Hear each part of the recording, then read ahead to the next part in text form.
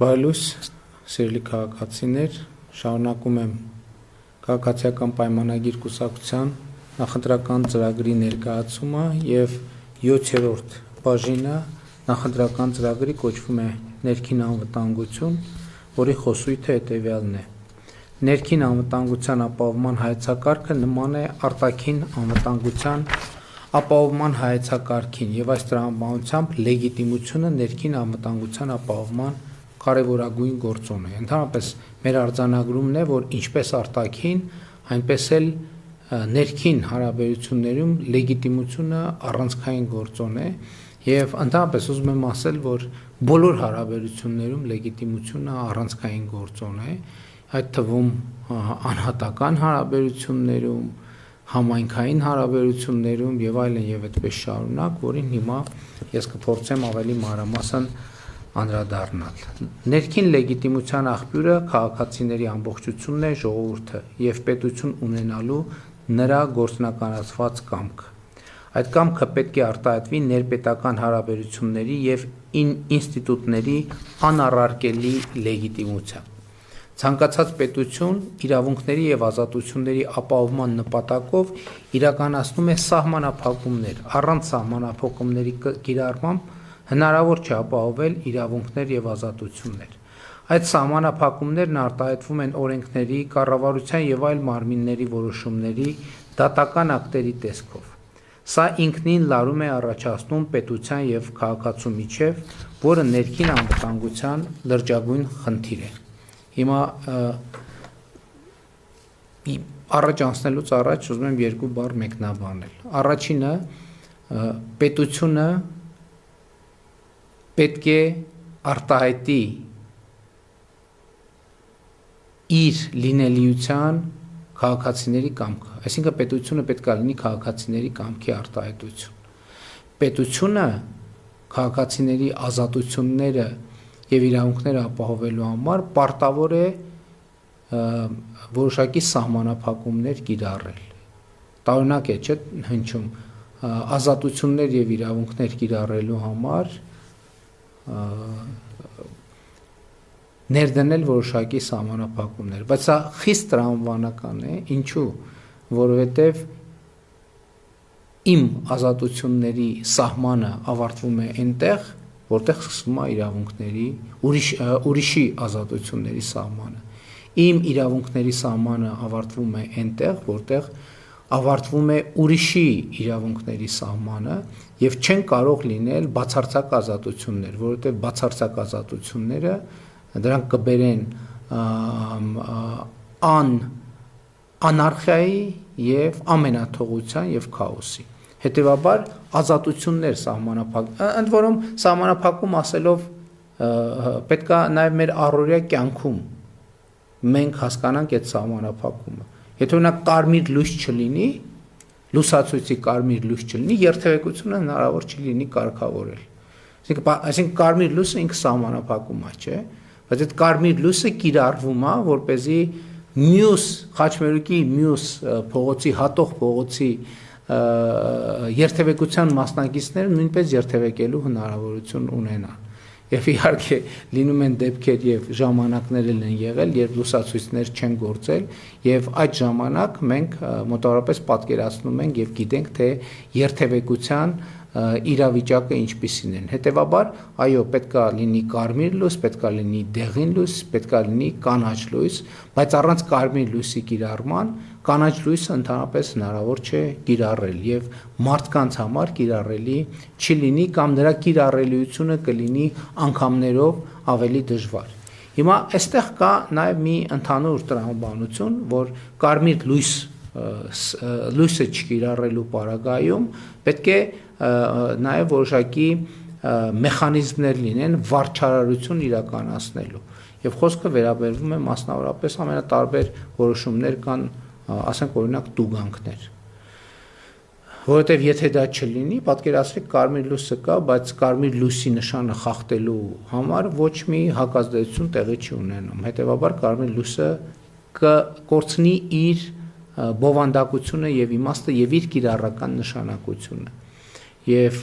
Բայց ամեն դեպքում պետք է արձանագրել, որ երբ որ կարմիր լույսի խախտման համար գործում են որոշակի միջոցներ, հարկադրանքի միջոցներ, դա միշտ եւ բոլորի համար տհաճ է եւ այս կարգի տարբեր գործողություններ իրենք ընդհանուր առմամբ լարվածություններ են ստեղծում հանրության ներսում, որովհետեւ ոչ մեկի համար հաճելի չէ, որ ինքը հանդիպում է այդ հարկադրանքի միջոցներին եւ ըստ էության ժամանակի ընթացքում սա լարում է գեներացնում, լարում է կուտակում քաղաքացի եւ պետություն հարաբերություններում։ Ես խոսում եմ կարմիր լույսի մասին, բայց պատկերացրեք կարմիր դեղին կանաչ լույս կա բոլոր ոլորտներում, ամենատարբեր ոլորտներում եւ ահա մենք արձանագրում ենք եւ ես արձանագրում եմ, որ այս հարաբերությունները ոչ մեկ չի սիրում, որ իրեն սահմանափակում են եւ այս սահմանափակումների արդյունքում առաջանում են որոշակի լարումներ, որը ընդհանրապես հանրային լարման որոշակի դրսևորումներ է ունենում ժամանակ առ ժամանակ եւ մեր ընկալումը այն է, որ այս լարումը, որը առաջանում է այդ հարկադրանքի կամ վարչարության արդյունքում, չեզոքանում է միայն այն պարագայում, երբ քաղաքացու եւ երկրում հաստատված իրավակարգի միջև կա օրգանական կապ։ Ասել է, թե երկրում հաստատված իրավակարգը բխում է քաղաքացուց, նրա որոշումից եւ համաձայնությունից, այսինքն լեգիտիմ է։ Այսինքն այդ նեղվածությունը, որը բոլոր դեպքերում կա կամ ոչ բոլոր դեպքերում կա, երբ է նվազում, երբ որ քաղաքացին ինքը արձանագրում է, որ իր որոշմամբ ինքը ստեղծել է պետություն, քաղաքացիների ամբողջությունը,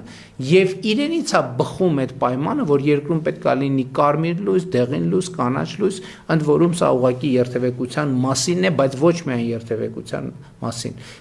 Երբ որ քաղաքացին այդ կարմիր լույսի նկատմամբ, ոչ միայն կանաչ լույսի նկատմամբ, այլև կարմիր լույսի նկատմամբ ունի սեփականության զգացում, ինքը համարում է, որ ինքն է որոշել, ինքն է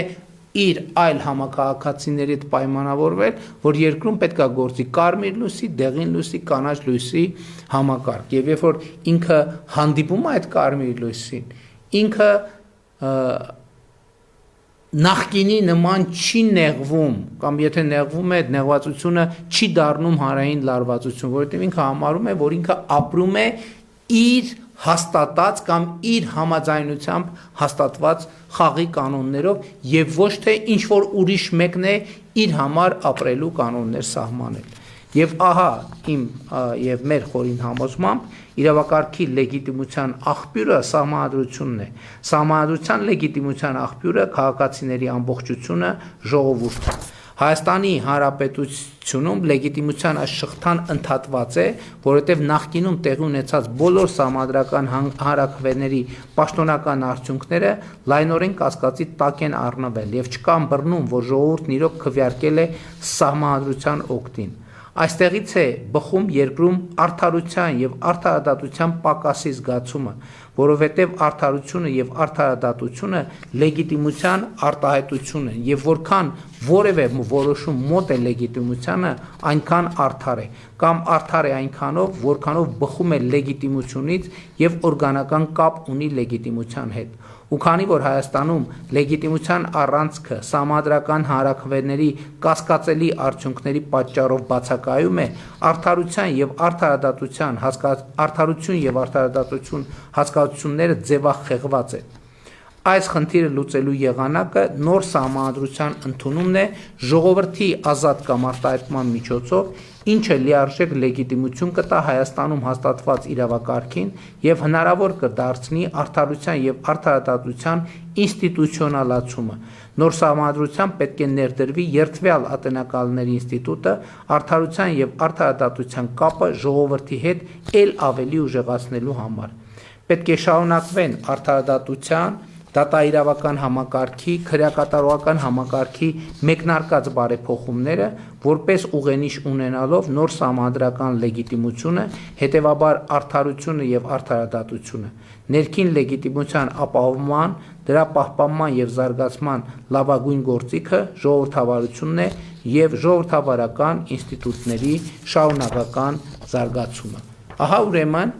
ինչի համար է կարևոր մեզ համար սահմանադրության նոր սահմանադրության ընդունումը, որովհետև պետության եւ քաղաքացու հարաբերությունների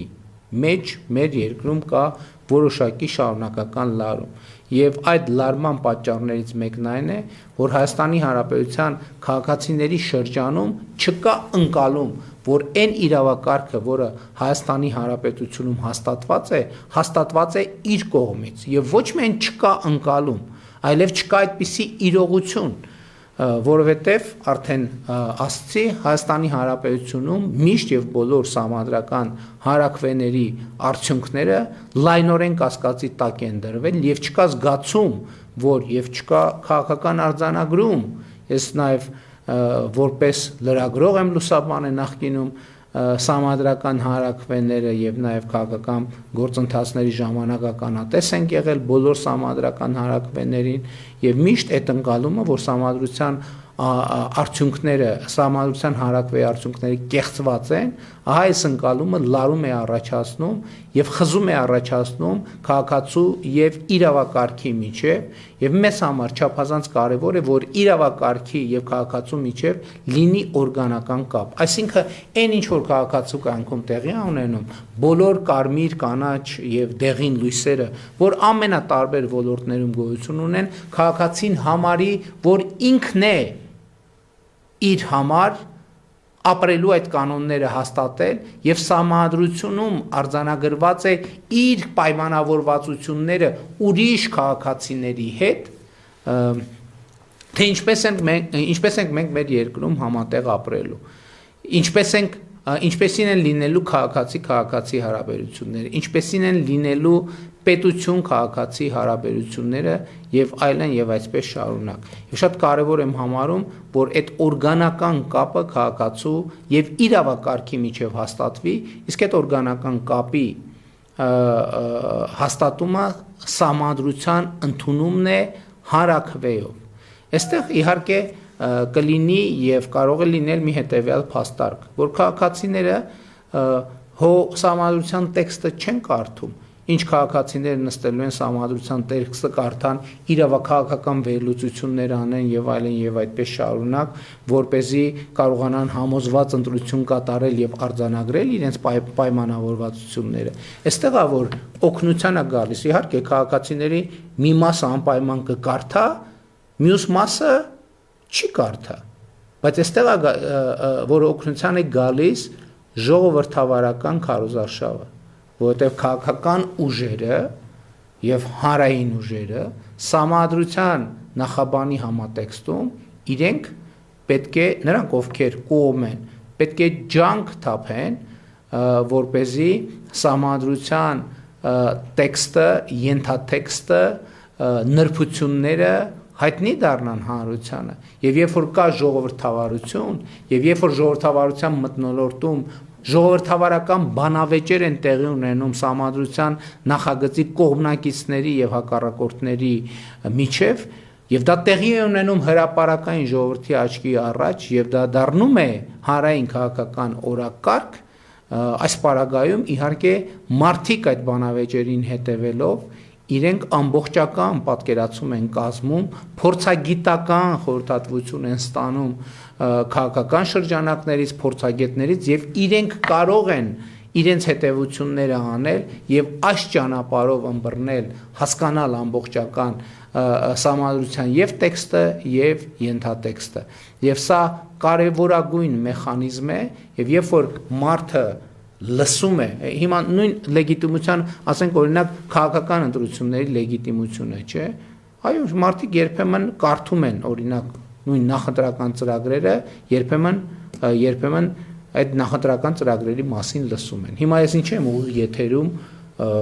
կարդում եւ մեկնաբանում մեր նախընտրական ծրագիրը։ Կարելի է ասել հրապարակված է նախընտրական ծրագիրը, քաղաքացիական պայմանագիր կուսակցության կայքում դրած, ուզում է թող մտնի կարդա, բայց այդպես չենք, չէ՞ վարվում։ Կարդում ենք, մեկնաբանում ենք, մենք ջանք ենք գործադրում, որպեսզի քաղաքացիների համար հասկանալի լինի մեր մտքերի ընթացքը։ Եվ երբեմն տեքստերը նույնիսկ կարդալուց հետո անհրաժեշտ է մեկնաբանել։ Եվ այս մեկնաբանության process-ում է, որ տեղի է ունենում հանրային կարծիքի ձևավորումը եւ ամեն անհատի դիրքորոշումը տվյալ նախագծի վերաբերյալ։ Եվ ուրեմն շատ կարեւոր է նոր սահմանադրությունը առաջնային մի նպատակ ունի, արձանագրել քաղաքացիների պայմանավորվածությունը Հայաստանի Հանրապետությունում իրենց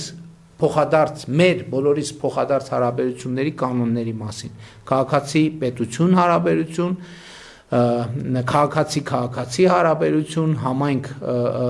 կառավարություն հարաբերություն պետական ինստիտուտներ եւ այլն եւ այսպես շարունակ եւ երբ որ քաղաքացին լսելով մեկնաբանությունները լսելով բանավեճերը որևէ որոշում կայացնի եւ քվեարկի սահմանադրության օգտին դա կլինի այդ օրգանական կապի հաստատումը քաղաքացու եւ իրավակարգի միջեւ, որովհետեւ ինչպես արդեն ասացի, իրավակարգը բխում է քաղաքացու որոշումից։ Այդ որոշումը ունի էմոցիա, այդ որոշումը ունի ենթատեքստ, այդ որոշումը ունի բովանդակություն, անկախ նրանից, թե որ քաղաքացին ինչ ծավալով է ընկալում սահմանադրության տեքստը։ Ընդհանուր առմամբ ես գիտեմ, իհարկե, որ այս թեմայով էլ շատ քննարկումներ կան եւ մասնավորապես կապված թե արդյոք նոր սահմանադրության տեքստը պետք է հղում պարունակի Հայաստանի Հանրապետության անկախության հռչակագրի։ Ես իմ դիրքորոշումը այս հարցի վերաբերյալ արտահայտել եմ հստակ ասելով, որ նոր սահմանադրությունը չպետք է հղում պարունակի անկախության հռչակագրին եւ իսկ ինչ հիմնավորում ունի դա Շատ պարզ հիմնավորում։ Երեք էլ ես խոսեցի եւ վերջին տարիներին ես խոսում եմ Ղարաբաղի շարժումը չշարունակելու անհրաժեշտության մասին։ Եթե մենք այսօր ընդունենք նոր սահմանադրություն եւ այդ սահմանադրության տեքստի մեջ նախաբանում լինի հղում անկախության հռչակագրին, դա նշանակում է, որ մենք շարունակում ենք Ղարաբաղյան շարժումը։ Եթե մենք շարունակում ենք Ղարաբաղյան շարժումը, դա նշանակում է վերսկսում ենք կոնֆլիկտը Ադրբեջանի հետ։ Եթե վերսկսում ենք կոնֆլիկտը Ադրբեջանի հետ, այդ նշանակում է արդեն, որ խաղաղությունը հնարավոր չէ։ Նույնը եւ երեք ես խոսեցի նաեւ այդ թեմայի մասին։ Եթե հղում ենք անում անկախության հռչակագրին, դա նշանակում է, որ մենք, այսպես ասած, ворթեգրում ենք արևմտյան Հայաստանի խոսույթը անուղղակիորեն ворթեգրում ենք ծովից ծով Հայաստանի խոսույթը, այստեղ նրբությունը ինչի մեջ է, եթե մենք այդ խոսույթները ворթեգրում ենք, մենք գործնականում բացառում ենք, օրինակ արևմտյան Ադրբեջանի խոսույթի դադարեցումը, արևելյան Թուրքիայի խոսույթի դադարեցումը եւ այլն եւ այսպես շարունակ։ Սա շատ կարևոր նրբություն է։ Հիմա էլ Հայաստանի ներքաղաքական կյանքում շատ խոսվում է, ասում են դե Ադրբեջանի պահանջներն է, դա Թուրքիայի պահանջներն է, դա ես ուրիշ բան եմ ասում։ Ես ասում եմ, եկեք մենք ինքներս մեզ հարց տանք։ Մենք դա ուզում ենք, թե չենք ուզում։ Հայաստանի Հանրապետության սիրելի քաղաքացիներ, ես հստակ արձանագրում եմ եւ արձանագրել եմ եւ նույնիսկ դրա հետ կապված կոչեր եմ անել, որ մենք Ղարաբաղի շարժումը չպետքա շարունակենք։ Մենք Ղարաբաղի շարժումը պետքա դադարեցնենք, այսինքն այսօր դադարեցված է Ղարաբաղի շարժումը Հայաստանի Հանրապետությունում առնվազն պաշտոնական եւ ժողովրդական մակարդակով։ Հիմա եթե Հայաստանի Հանրապետության քաղաքացիները կորոշեն այլ կերպ, Հայաստանի Հանրապետությունը ժողովրդավարական պետություն է։ Եթե Հայաստանի Հանրապետության քաղաքացիները կորոշեն այլ կերպ, բնականաբար ես որպես Հայաստանի Հանրապետության վարչապետ եւ քաղաքացիական պայմանագիր կուսակցություն այդ որոշումը կընդունի գիտություն։ Այստեղ քննարկման ընդհանրապես թեմա չկա։ Մենք երբեք կասկածի տակ չենք առել եւ կասկածի տակ չենք առնի որևէ բան որոշելու ժողովրդի իրավունքը երբեք։ Բայց նաեւ մենք պարտավոր ենք որպես Հայաստանի Հանրապետության քաղաքացիների մանդատը ունեցող քաղաքական ուժ ներկայացնել քաղաքական այն բովանդակությունը կամ այն բովանդակության ընկալումը, որը նաև ձևավորել ենք մենք փորձի արդյունքում, նաև ձևավորել ենք վերջին 8 տարվա մեր գործունեության արդյունքում։ Էլի հստակ ասում եմ, որ եւ ընդ որում այս արձանագրումը ամեն օրվա հետ ավելի հիմնավոր է դառնում, որովհետև ընտրություններում պատերազմի եռագլուխ կուսակցության հաջողությունը նշանակում է Ղարաբաղյան շարժման շարունակություն սրանից բխող բոլոր հետևանքներով։ Հայաստան քաղաքացիական պայմանագիր կուսակցությունը միակ քաղաքական ուժն է, որ հստակ խոսում է անկախության հռչակագրի խոսույթից հրաժարվելու անհրաժեշտության մասին։ Ընդ որում մենք հստակ ասում ենք ժողովուրդ ջան, եթե մենք դա անենք, այսպես իրար աչքով տալով ձև անելով, դա չի աշխատելու։ Մենք հստակ եւ անկեղծ պետք է կենտրոնանանք իրական Հայաստանի գաղափարախոսության վրա։ Ինչու եմ ես Հայաստանի Հանրապետության պատկերը ուրվագծող քարտեզի այս կրծքանշանով անընդհատ վերջին ժամանակաշրջանում դա ցույց տալու համար, որ մենք մեր գաղափարախոսությունը այն է, որ մենք պետք է կենտրոնանանք Հայաստանի Հանրապետության ինքնիշխան տարածքի վրա, միջազգայինորեն ճանաչված տարածքի վրա, Հայաստանի Հանրապետության քաղաքացիների անվտանգությունը, բարեկեցությունը ապահովելու խնդրի վրա։ Մենք երեք բանակի հատվածում խոսելու ժամանակ էլ այդ մասին ասացի։ Հայաստանի Հանրապետության բանակը Հայաստանի Հանրապետության ինքնիշխան տարածքից դուրս չպետք է կիրառվի բացառությամբ այն դեպքերի, երբ մենք միջազգային մանդատների շրջանակներում իրականացնում ենք խաղաղապահ առաքելություն, եւ սա այսօր իմիջայլոց նաեւ ասեմ, երբ որ ես ասում եմ, որ առաջիկա ընտրություններում պատմաքաղաքական հեղափոխություն է սպասում, ես սա նկատի ունեմ, որովհետեւ ես ձեզ այդ շփումներում տեսնում եմ, որ իրական Հայաստանի գաղափարախոսությունը ընկալված է Հայաստանի Հանրապետությունում։ Եթե իրական Հայաստանի գաղափարախոսությունը Հայաստանի Հանրապետության ժողովրդի կողմից ընկալված չլիներ, ես այսօր վարչապետ չէի լինի,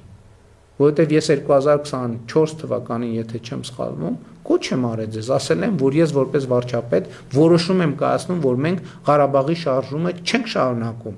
Եթե ժողովուրդը համաձայն չէ այս որոշման հետ, ես կոչ եմ անում ժողովրդին դուրս գալ, հեղափոխություն անել եւ զրկել ինձ Հայաստանի Հանրապետության վարչապետի պաշտոնից։ Իմիջայլոց առաջիկա ընտրություններում էլ բնականաբար այդ հնարավորությունը Հայաստանի Հանրապետության քաղաքացիները ունեն եւ բայց նաեւ Հայաստանի Հանրապետության քաղաքացիները ունեն իրականացնելու այդ պատմաքաղաքական հեղափոխությունը, երբ որ մենք կենտրոնանում ենք մեր ինքնիշխան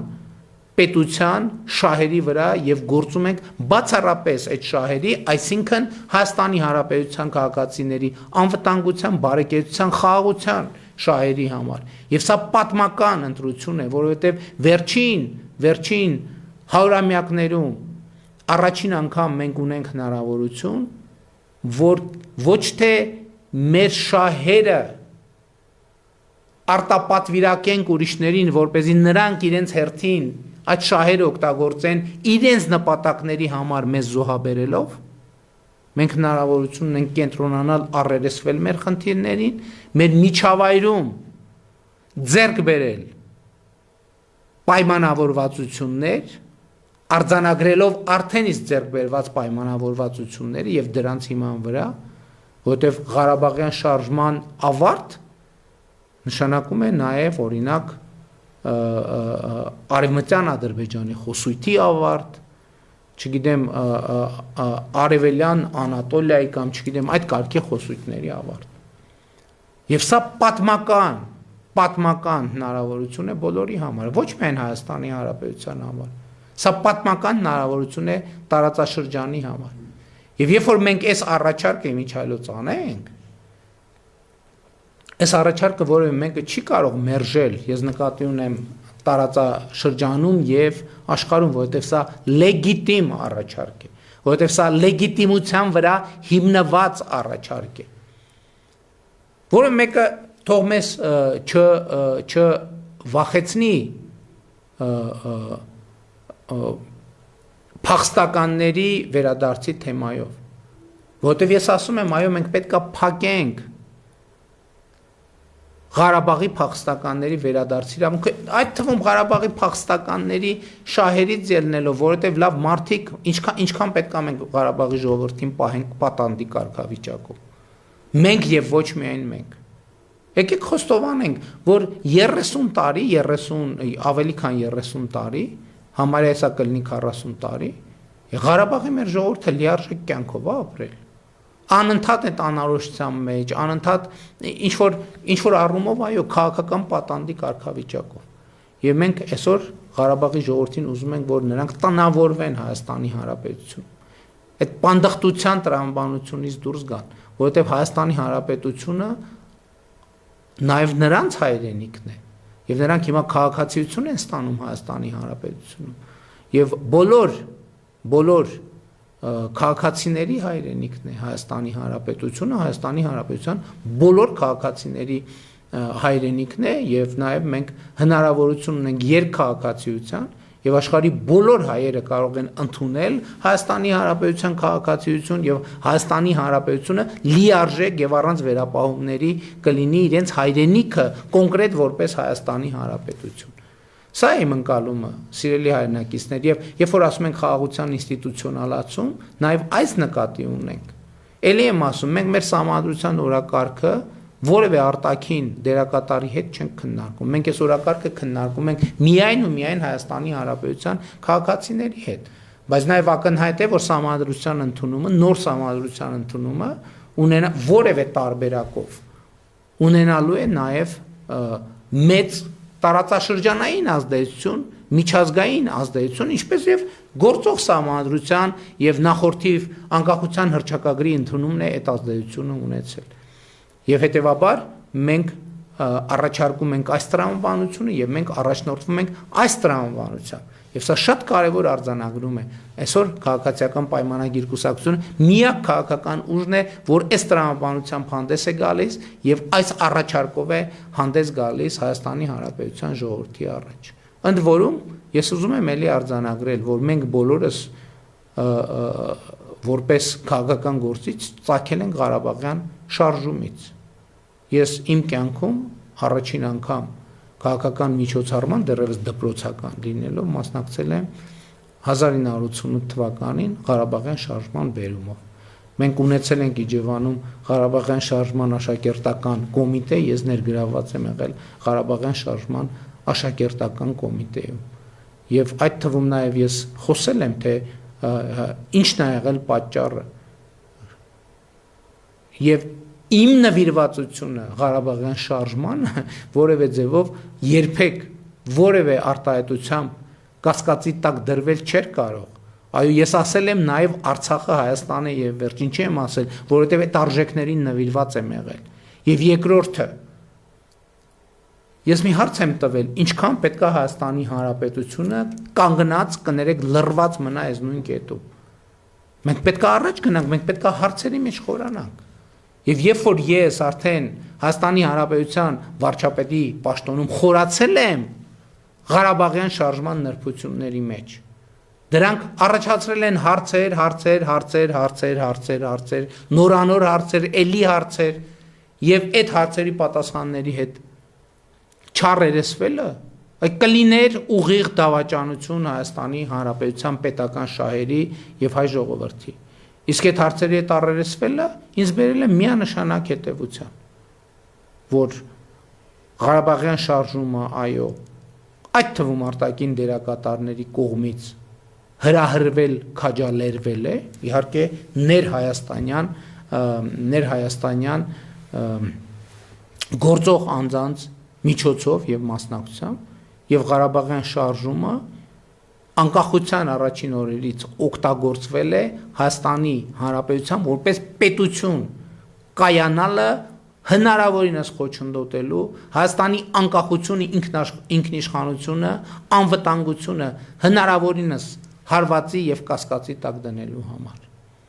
Եվ այդ է պատճառը, որ Ղարաբաղյան շարժումը դադարեցնելու անհրաժեշտության մասին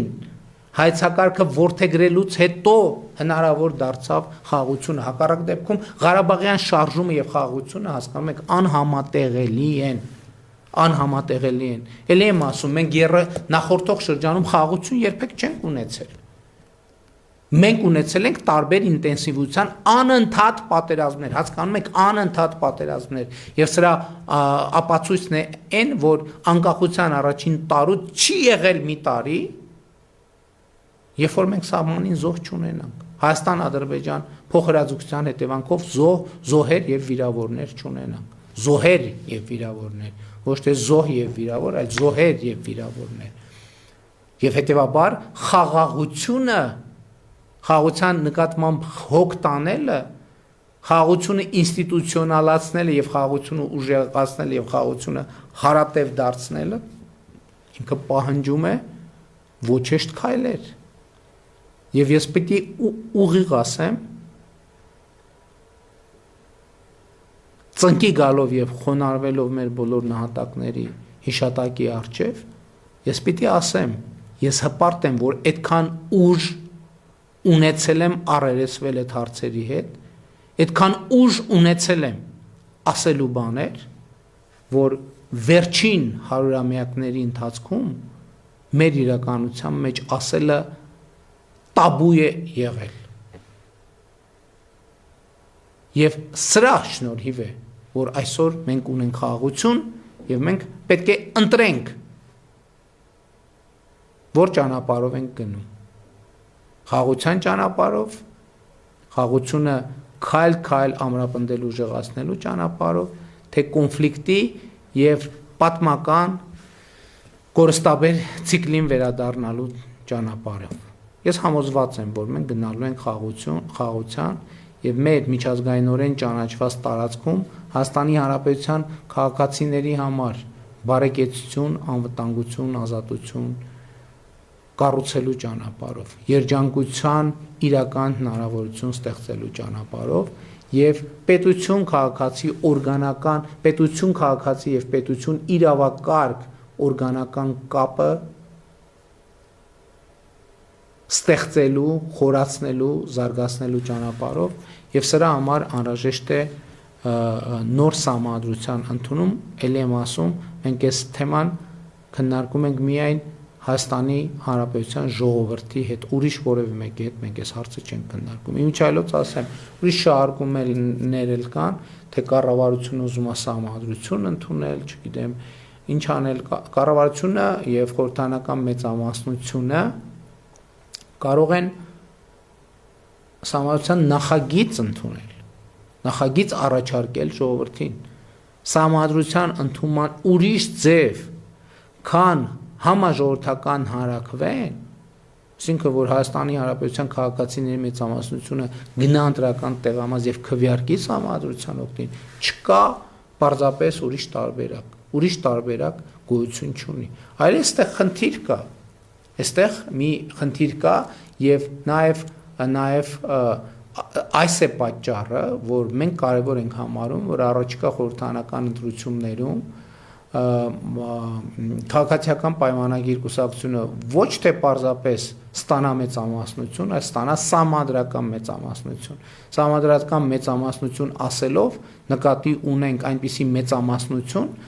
որը հնարավորություն ունենա քվեարկելով ընդունել սահմանադրության նախագիծ եւ առաջարկել ժողովրդին։ Ժողովուրդը հետո որոշումը ինքը կկայացնի, բայց երբ մենք Հայաստանի Հանրապետության քաղաքացիների աջակցությամբ քաղաքացիական պայմանագիր կուսակցությունը ստանա սահմանադրական մեծամասնություն, դա կլինի, որ պատմաքաղաքական հեղափոխությունը ըստ էության տեղի է ունենում եւ ժողովուրդը նախնական հավանություն տալիս է այս նախագծին, այս ծրագրին եւ Հայաստանի Հանրապետության քաղաքացիները արձանագրում են, որ իրենք տեր են կանգնում իրենց պետությանը։ Առաջին հերթին տեր են կանգնում իրենց պետությանը եւ իհարկե նաեւ խաղաղությանը, ազատությանը, ինքնիշխանությանը։ Իհարկե այս թեմայով դեռ շատ խոսելու առիթ կունենանք։ Մեր նախընտրական ծրագրի 8-րդ կետը վերաբերվում է քրեական ենթամշակույթին եւ խոսույթը հետեւյալն է. քրեական ենթամշակույթի դեմ արդյունավետ պայքարը կենսական անհրաժեշտություն է Հայաստանի Հանրապետության հետագա զարգացման համար։ Նրա քայքայիչ ազդեցությունը մեր իրականության մեջ բավարար չափով գնահատված չէ եւ այն իր էությամբ հակասոցիալական, հակապետական եւ հակամարտկային ենթամշակույթ է։ Դրա դեմ պայքարը առաջին հերթին կրթական եւ քաղաքակրթական գործիքներով պետք է կիրառվի, բայց եւ իրավապահ համակարգը պետք է ավելի ու ավելի կենտրոնանա այս խնդրի դեմ գործնական պայքարի արդյունավետությունը բարձրացնելու համար։ Այս մասին էլ ես բազմիցս խոսել եմ, քրեական ենթամշակույթը այսօր մեր բազմաթիվ խնդիրների պատճառ է, այդ թվում ներ հայաստանյան հարաբերությունների շատ անցանկալի երևույթների վերաբերյալ մտածելիս մենք տեսնում ենք, որ այդ երևույթները ուղղակիորեն կապվում են քրեական ենթամշակույթի հետ, այդ թվում բանակում հարաբերությունների որոշակի ձևախեղումներ, երիտասարդության շրջանում հանրային հարաբերությունների որոշակի ձևախեղումներ։ Իհարկե մենք հաստատանում ենք, որ այս խնդրի լուծման համար կարևոր եւ էական նշանակություն ունի պետության եւ պետական ինստիտուտների կայացումը։ Եվ այստեղ էլ է սա նոր սահմանադրության ընդունումը շատ էական, որովհետեւ ըստ էության քրեական ենթամշակույթի գաղափարաբանական հիմքը դիմադրությունն է պետությանը։ Դիմադրությունն է պետությանը, պետական կարգին, օրինականության։ Այս նրբությունը շատերը չեն արձանագրում։ Քրեական ենթամշակույթի համար գողանալը նորմալ բան է, բոլոր մակարդակներում։ Քրեական ենթամշակույթի համար անձից գողանալը, պետությունից գողանալը, ընկերությունից գողանալը նորմալ բան է։ Իսկ իրավակարգը, սահմանադրությունը ընդհանրապես ասում են, որ գողանալ չի կարելի եւ գողանալը պետք է բերի պատասխանատվության։ Եվ մեր իրականության մեջ մի պատմական ճեղք կա, եւ այդ պատմական ճեղքը հետեւյալի մասին է։ Մեր վերջին հարյուրամյակների պատմական փորձը մեզ ասում է, որ ուրիշներն են մեզ համար սահմանել մեր ապրելու կանոնները, ուրիշները։ Եվ մենք այդ պատմական հիշողությունը եւ այդ պատմական տպավորությունը դեռ չենք հաղթահարել։ Ինչու չենք հաղթահարել։ Որովհետեւ չենք արձանագրել եւ դա տեղի էլ չի ունեցել, որ Հայաստանի Հանրապետությունում այլևս ժողովուրդն է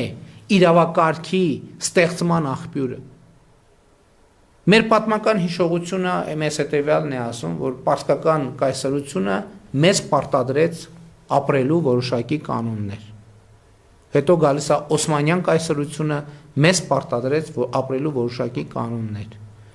Հետո ռուսական կայսրությունը մեզ պարտադրեց ապրելու որոշակի կանոններ։ Հետո խորհրդային կայսրությունը մեզ պարտադրեց ապրելու որոշակի կանոններ։ Հայաստանի Հանրապետության դեպքում ուրիշ բան տեղի ունեցավ։ Ինչ որ խումբ մարդիկ հավաքվեցին, գրեցին սահմանադրության տեքստ, հետո կազմակերպեցին հանրաքվե, որտեղ հանրաքվեի արդյունքում սահմանադրությունը չստացավ ժողովրդի անհրաժեշտ ձայնը, բայց այն հռչակվեց, ընդունված, ստացվեց, որ էլի ուրիշները մեզ համար սահմանեցին ապրելու կանոններ։ Եվ նաև այս քաղաքական իրավիճակում է, որ քրեական ենթամշակույթը Հայաստանում հնարավոր չի լինում այդ քրեական ենթամշակույթը ոչնչացնել եւ վերացնել կամ առնվազն բերել մի մակարդակի, որին նկատել չլինի։ Ինչու, որովհետեւ այս ուրիշների կողմից, ուրիշները տվյալ դեպքում այո, հայաստանյան իրականությունից են, բայց միևնույնն է ժողովրդի լեգիտիմություն այդ իրավակարգը չի ստացել։ Հետևաբար այդ իրավակարգին դիմադրությունը քրեական ենթամշակույթի տեսքով ստանում է որոշակի ըմբռնում մեր հասարակության եւ իրականության մեջ։ Իրավակարգին դիմադրելը ընկալվում է որպես այդպես առավելության նշան։ Իրավակարգը շրջանցելը ընկալվում է որպես առավելության նշան, այնպես ինչպես ասենք օրինակ չգիտեմ Օսմանյան կայսրությունում էր այդպես ընկալվում ենթագիտակցական մակարդակով։ Եվ սրանք չափազանց լուրջ խնդիրներ են, շատ լուրջ խնդիրներ, եւ մենք շատ դեպքերում ուղիղ կապը մեր պետական եւ հանրային խնդիրների հետ քրեական ենթամշակույթի եւ այս համատեքստի հետ չենք տեսնում, բայց ես կարծում եմ ժամանակն է, որ մենք առերեսվենք այս խնդրի հետ։ Ես ուրիշ մի խնդրի մասին էլ եմ ասում։ Քրեական ենթամշակույթը հիմնականում կապված է գրավիչ է դառնում տղաների համար, որովհետեւ հիմնական, այսպես ասած, թիրախումբը հենց տղաներն են։ Եվ ես ինձ համար ակնհայտ է Հայաստանի Հանրապետությունում մի երևույթ, որ հանրային կյանքի բոլոր ոլորտներում հիմա աղջիկները, կանայք տեսանելիորեն ավելի բարձր մրցունակություն են ստանում։ Իհարկե ես շատ ուրախ եմ, որ կանանց դերը Հայաստանի Հանրապետությունում մեծանում է, կանանց մրցունակությունը կրթության եւ մնացած բոլոր ոլորտներում մեծանում է։ Այստեղ խնդրեմը այն է, որ տղաների մրցակցային վիճակը խաթարվում է առաջին հերթին քրեական ենթամշակույթի բերումով, երբ որ որոշակի խոչընդոտներ եւ պատնեշներ են դրվում, այդ թվում քրեական ենթամշակույթի ազդեցությամբ կրթության եւ տղաների միջև, իրավակարգի եւ տղաների միջև, եւ սա լրջագույն խնդրեմ է, որի հետ մենք անպայման պետք է առերեսվենք եւ որը պետք է հաղթահարենք, բայց այստեղ էլ ես լուծումները ենթագիտակցական եւ սոցիալ-հոգեբանական մակարդակում տեսնում եմ նոր սահմանադրությամբ ընդունումը։ Նախընտրական ծրագրի հաջորդ կետը վերաբերվում է կիբերանվտանգությանը, արհեստական բանականությանը, թվայնացմանը, տեխնոլոգիաներին, որոնք հասկացություններ են, որոնց կիրառումն ու կիրառման որակն էականորեն կանխորոշելու են պետական կառավարման եւ կյանքի որակը Հայաստանի Հանրապետությունում։ Հայաստանի Հանրապետությունն ունի բարձր տեխնոլոգիական երկիր լինելու համար անհրաժեշտ նախադրյալները եւ մենք պետք է թվայնացումն ու արհեստական բանականությունը ներդնենք բոլոր այն ոլորտներում, որտեղ դա հնարավոր է ներդնել։ Մյուս կողմից դա իր հետ առաջ է բերելու ներպետական եւ արտաքին մարտահրավերներ։ Թվային համակարգը պատշաճ պաշտպանություն չունենալու դեպքում կարող է դառնալ երկրի աքիլեսյան գարշապարը։ Ուստի կիբերանվտանգությունը դարձել է անվտանգային համակարգի առաջնային շերտերից մեկը։ Կիբերանվտանգության պետական ինստիտուցիոնալ համակարգի կայացումը հնարավորություն կտա արդյունավետ կերպով կիրառելու թվայնացումը, արհեստական բանականությունն ու տեխնոլոգիաները որպես մարդու կրթության, կյանքի որակը բարելավելու եւ բարեկեցություն ապահովելու գործիքակազմ։ Իհարկե մենք կիբերանվտանգության ոլորտում ինստիտուցիոնալ համակարգերի ներդրումը արդեն իսկ սկսել ենք եւ մենք առաջիկայում շատ կարեւոր ենք համարում, որ այդ համակարգերը ուժեղանան եւ սա մի մարտահրավեր է, որ ամբողջ աշխարհում մեծանում է եւ Հայաստանի Հանրապետությունում նույնպես մենք այս խնդիրը ունենք եւ ունենալու ենք եւ պետք է ավելի մեծ ուշադրություն դարձնենք կիբերանվտանգության խնդիրներին եւ ընդհանրապես թվայնացման խնդիրներին։ Ես ուզում եմ, որ մենք այս նրբությունն էլ լավ գիտակցենք, թե թվայնացումը ինչպիսի մեծ առավելություններ է բերում։ Մասնավորապես նախկինում որևէ բանկային փոխանցում իրականացնելու համար, չնայած այսօր էլ կան քաղաքացիներ, ովքեր ենթադրում եմ այդպես են վարվում, դեռևս չեն ադապտացվել թվային գործիքներին, բայց նախկինում օրինակ որևէ բանկային փոխանցում կատարելու համար պետք էր տնից դուրս գալ պարտադիր, ծախսել գումար կամ հանրային տրանսպորտով կամ սեփական մեքենայով հասնել բանկ, կորցնել այդքան ժամանակ, ծախսել գումար, հետո հերթ կանգնել, շատ դեպքերում երկար հերթ կանգնել, հետո տարբեր թղթեր ստորագրել եւ այլն, այդ փոխանցումները իրականացնել, հետո նույնքան ժամանակ ծախսել արդեն սովորական դրանից դուրս կյանքի վերադառնալու համար։ Իսկ այսօր նրանք, ովքեր օգտվում են թվային գործիքներից, դրա համար ընդհանրապես տեղից շարժվելու անհրաժեշտություն չկա, պարզապես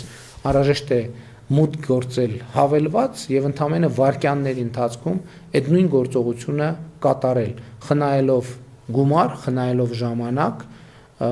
խնայելով նյարդեր, խնայելով առողջություն եւ թվայնացումը ամենաշատը թվայնացման առավելությունները ամենաշատը այս դրվագն է ցույց տալիս, բայց մյուս կողմից մենք պետք է ապահովենք, որպեսզի այս process-ները լինեն անվտանգ,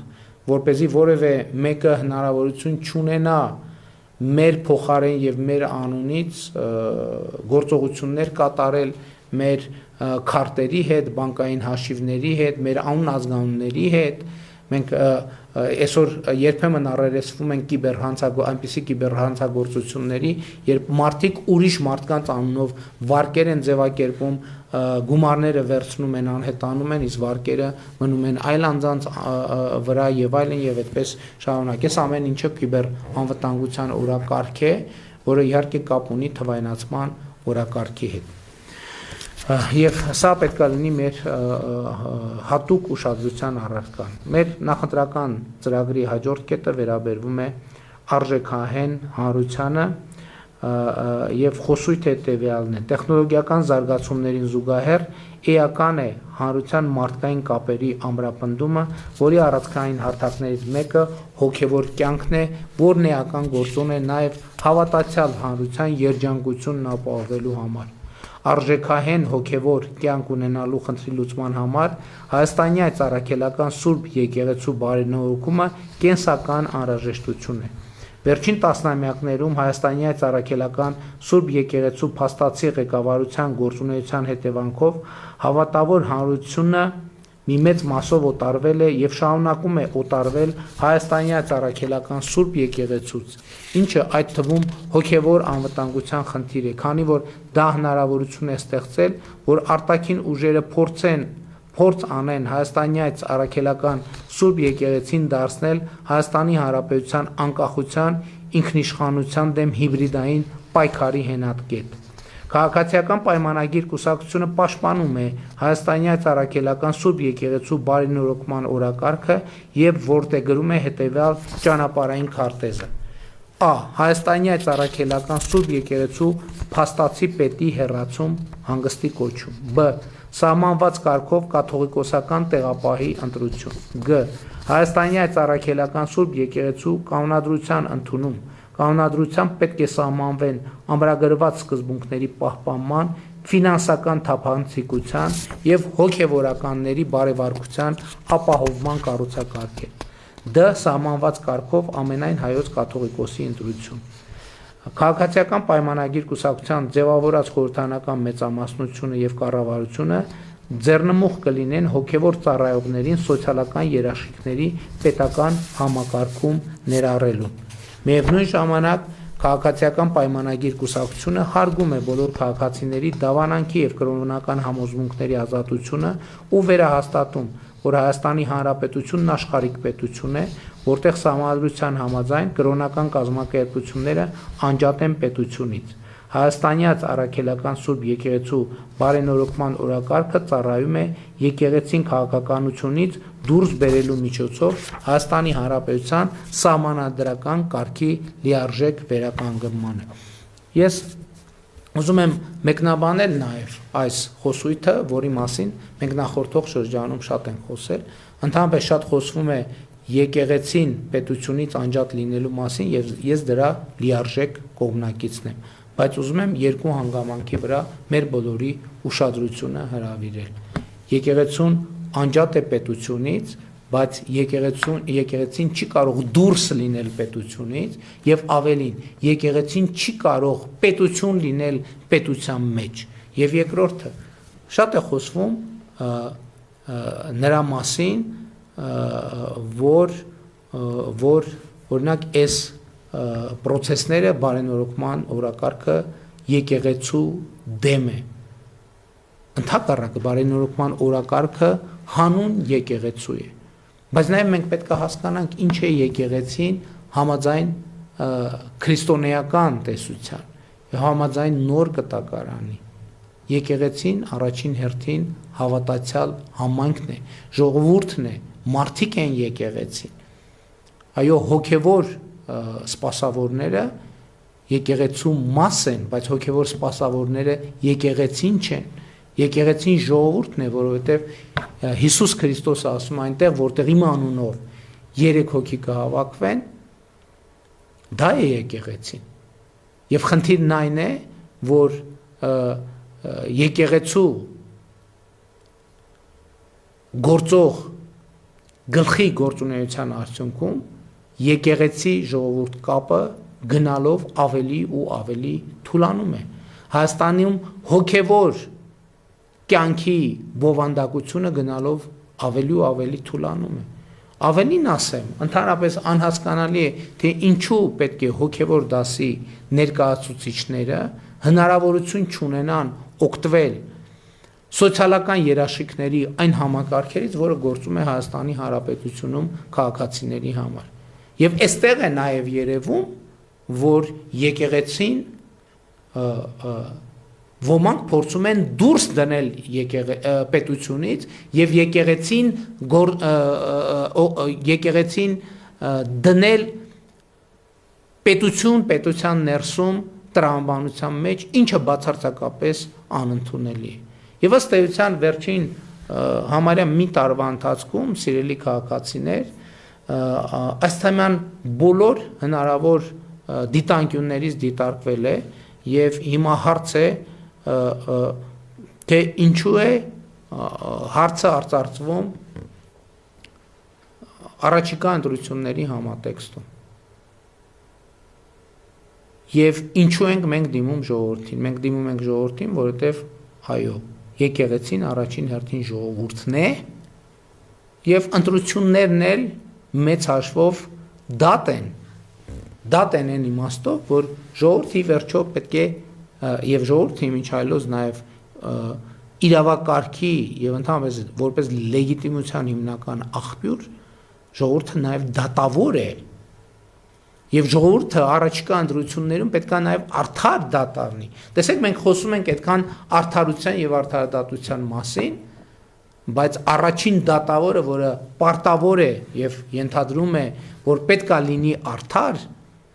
հենց քաղաքացին է, ժողովուրդը, եւ ամեն ընտրություն իմիջայլոց նաեւ դատ է։ Եվ առաջիկա ընտրությունները նույնպես դատ են լինելու նախորդող ողջ շրջանի քաղաքական գործունեության վերաբերյալ եւ քաղաքական մեծամասնության եւ մյուս քաղաքական ուժերի եւ ընդհանրապես հայաստանյան օրակարգերի։ Իսկ նաեւ պետքա Հայաստանի Հանրապետության քաղաքացիները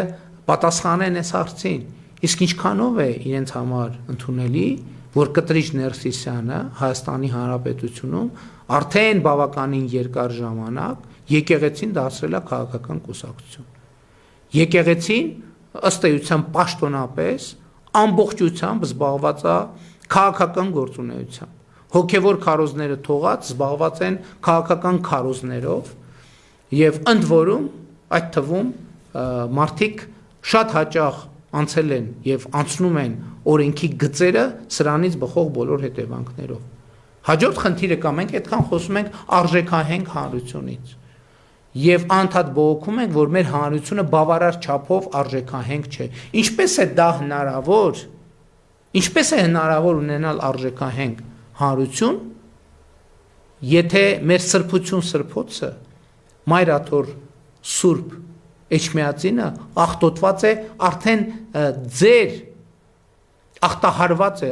ձեզ բոլորիդ հայտնի հանգամանքներով։ Ինչպես է դա հնարավոր։ Ինչպես է հնարավոր ախտահարված սրբության սրբոցի պայմաններում ունենալ արժեքահենք հանրություն։ Ես դա չեմ պատկերացնում։ Եվ կարծում եմ, որ այո, այս ընտրություններում Հայաստանի Հանրապետության ժողովուրդը պետք է նաև այս դատը լուծի, այս հարցը լուծի։ Եվ իմիջայլոց շատ սիմվոլիկ եւ կարեւոր եմ համարում, ես մի քանի անգամ այդ մասին խոսել եմ եւ նաեւ կա այսպիսի մի արտահայտություն, որ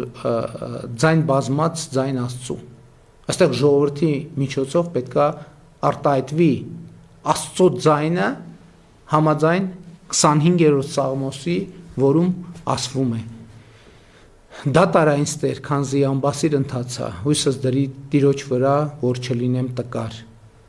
Փորձիր ինձ Տեր եւ քննիր ինձ, փորձիր երիկամներս եւ սիրտս։ Ողորմությունը Տեր աչքիս առջև է եւ ճշմարտությունդ հաճելի է ինձ։ Ունայնամիտների աթոռին ես չեմ նստի եւ անօրենների մոտ ես չեմ գնա։ Չարագործների ամբոխը ես ատեցի եւ ամբարիշների կողքին չեմ բազմի։ Այդ սրբությամբ կլվամ ձեռքերն իմ եւ սեղանից շուրջը կնստեմ։ Տեր, թող լսեմ քո օրհնության ձայնը եւ պատմեմ քո բոլոր հրաշալիքները, Տեր սիրեցի քո տան վայելչությունը եւ քո փառքի բնակության վայրը։ Մի կործանիր ինձ ամբարիշների հետ եւ ոչ էլ կյանքս արյունահեղների հետ, որոնց ձեռքերն անօրինության մեջ են եւ աչքը նրանց լի է կաշառքով։ Ես ամբասիր ընթացա։ Փրկիր ինձ Տեր եւ ողորմիր ինձ։ Ոտքն իմ ուղիղ ճանապարհների վրա թող լինի, մեծ հավաքներում քեզ պիտի օրհնեմ։ Եվ հետևաբար, այո, այս ընտրություններում ժողովրդի ձայնի միջոցով պետք է արտահայտվի նաև Աստծո ձայնը։ Իմիջայլոց ես ուզում եմ մի այսպիսի հանգամանք նշել, որը կապված է հայաստանյանց առաքելական Սուրբ եկեղեցու գործունեության հետ, համաշխարհային գործունեության հետ եւ նաեւ Սփյուռքի կառույցների գործունեության հետ եւ մի խնդրի մասին խոսել, իհարկե Սփյուռքի հետ կապված հետագա հատվածներում նորից կխոսեմ, կանրադառնամ, ընդհանրապես կա ընկալում եւ եղել է ընկալում, որ հայաստանյաց առաքելական Սուրբ եկեղեցին իր աշխարհասփյուռ թեմերով ներկայացնում է կամ այսպես ասած առաջ է մղում Հայաստանի եւ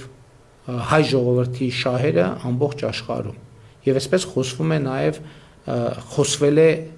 Սփյուռքի մի շարք կառույցների մասին եւ սա նորմալ տրամաբանություն է եւ այս տրամաբանությունը ես ընդունում եմ, բայց մենք ուշադիր պետք է լինենք, որ հանկարծ հակառակը չլինի եւ վախենամ, որ առնվազն մի շարք հայտնի դեպքերում ուղիղ հակառակն է, ոչ թե Հայաստանի Հանրապետության շահերն են առաջ մղվում այլ երկրներում, այլ երկրների շահերն են առաջ մղվում Հայաստանի Հանրապետությունում եւ ընդդեմ Հայաստանի Հանրապետության ինքնիշխանության, անկախության եւ պետականության։ Եվ սա մի նրբություն է, որի վրա մենք պետք է շատ ուշադիր լինենք, Այո, եկեղեցին անջատ է պետությունից, բայց եկեղեցին դուրս չէ պետությունից, եւ եկեղեցին բոլոր իմաստներով պետք է գործի պետության մեջ եւ հետեւաբար պետության սահմանած կանոններով։ Ընդ որում,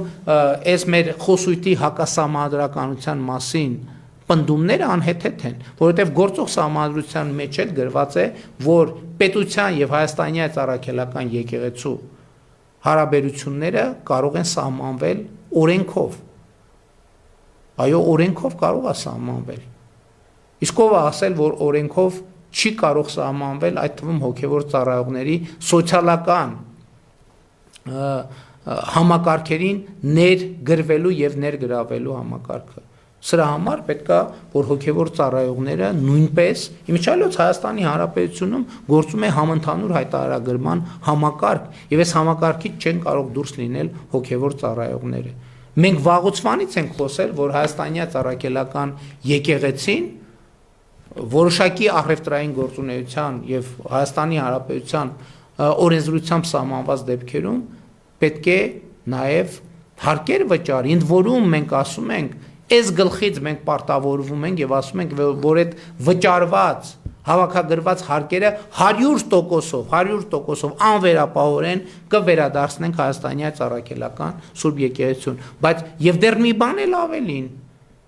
ըստ անհրաժեշտության նաեւ լրացուցիչ ֆինանսավորում կապահովենք այդ թվում սոցիալական երաշխիքների ձևով եւ այդպես շարունակ։ Իսկ ինչու նրանք չեն համաձայնվում։ Ինչու է արդեն 8 տարի Կտրիչ Ներսյանի համար այս օրակարգը ինչու է անընդունելի։ Մի պարզ պատճառով, որովհետև նրանք ուզում են գործել ստվերում, չլինել հաշվետվողական եկեղեցու առաջ, որն է ժողովուրդը։ Եկեղեցին ժողովուրդն է, սիրելի ժողովուրդ։ Եկեղեցին ժողովուրդն է։ Եկեղեցին Կտրիչ Ներսիսյանը չի եւ երբեք չի եղել։ Երբեք որևէ կաթողիկոս չի եղել եկեղեցին։ Կաթողիկոսը եղել է եւ պետք է լինի եկեղեցու մաս, բայց եկեղեցին առաջին հերթին ժողովուրդն է, հավատացյալ հանրությունը եւ ես հույս ունեմ, ես համոզված եմ, այսինքն, որ ժողովուրդը որպես Աստծո ձայնի կրող Համաձայն 25-րդ Սաղմոսի այդ թվում էս հարցում իր դատը կանի 2026 թվականի հունիսի 7-ին։ Մեր նախընտրական ծրագրի հաջորդ կետը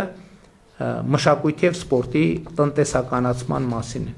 Մշակույթ եւ սպորտը տեսանելի դեր ունեն արժեքահեն հանրության զարգացման հարցում։ Դրանք մի կողմից մարդուն կապում են հանրային, պետական, համամարտկային արժեքների հետ, մյուս կողմից կյանքի որակի, վայելքի, զվարճանքի էական գործոններ են։ Կարևոր է, որ մշակույթը եւ սպորտը լինեն մարդակենտրոն, այսինքն ծառայեն մարդուն, հանդիսատեսին, ուժեղացնելով նրանց կապը արժեքների հետ եւ ստեղծելով նոր արժեքներ։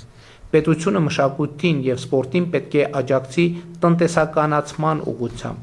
ավելին ավելի դիմաց սկզբունքով, երբ մշակույթը եւ սպորտը մարդուն արժեքահեն հաճույք եւ երջանկություն պատճառելու գործառույթ են իրականացնելու, իսկ մարդը պատրաստ է վճարել այդ վայելքին հաղորդակից լինելու համար։ Էական է մշակույթն ու սպորտը դարձնել տարածքային համաչափ զարգացման առանցք, ապահովելով մշակութային կյանքի ապակենտրոնացումը եւ Երևանից դուրս մշակութային աշխուժ միջավայրը, ինչպես նաեւ մարզերում սպորտային ենթակառուցվածքների զարգացումը։ Այս թեմայով էլ մենք բազմիցս խոսել ենք, եթե կոպիտ ասեմ, այս խոսույթը ձևավորվում է Հայաստանի Հանրապետությունում մշակութային դատարկ կամ կիսադատարկ դահլիճները բացառելու տրամաբանությամբ։ Ընդհանրապես երբեմն մեր հարգելի մշակութային որոշ գործիչների շրջանում երբեմն արտահայտվում է այսպիսի խոսույթ, որ մեր մշակույթը, որը ներկայացնում ենք, դա բոլորի եւ ամենքի համար չէ, դա շատ նեղ շրջանակի համար չէ եւ ընդհանրապես կա այդ բանավեճը ում համար է մշակույթը, իմ համոզմունքն է, որ մշակույթը մարդու համար է, մշակույթը քաղաքացու համար է եւ մեր մշակութային նախագծերը առաջին հերթին պետք է ունենան մի նպատակ՝ լինել մարդուն հասանելի, գրավիչ լինել մարդու համար, մարդուն ներգրավել մշակութային կյանք եւ դառնալ ցկյանս կրթության անբաժանելի մասը։ Եվ այսօր մենք գործնականում այդ խնդիրը լուծում ենք մշակույթի ոլորտի ֆինանսավորման նոր համակարգեր ներդնելով։ Եվ մենք արդեն մի քանի մշակութային հաստատություններում ներդնել ենք ֆինանսավորման այնպիսի համակարգ, որը ենթադրում է ֆինանսավորում տվյալ մշակութային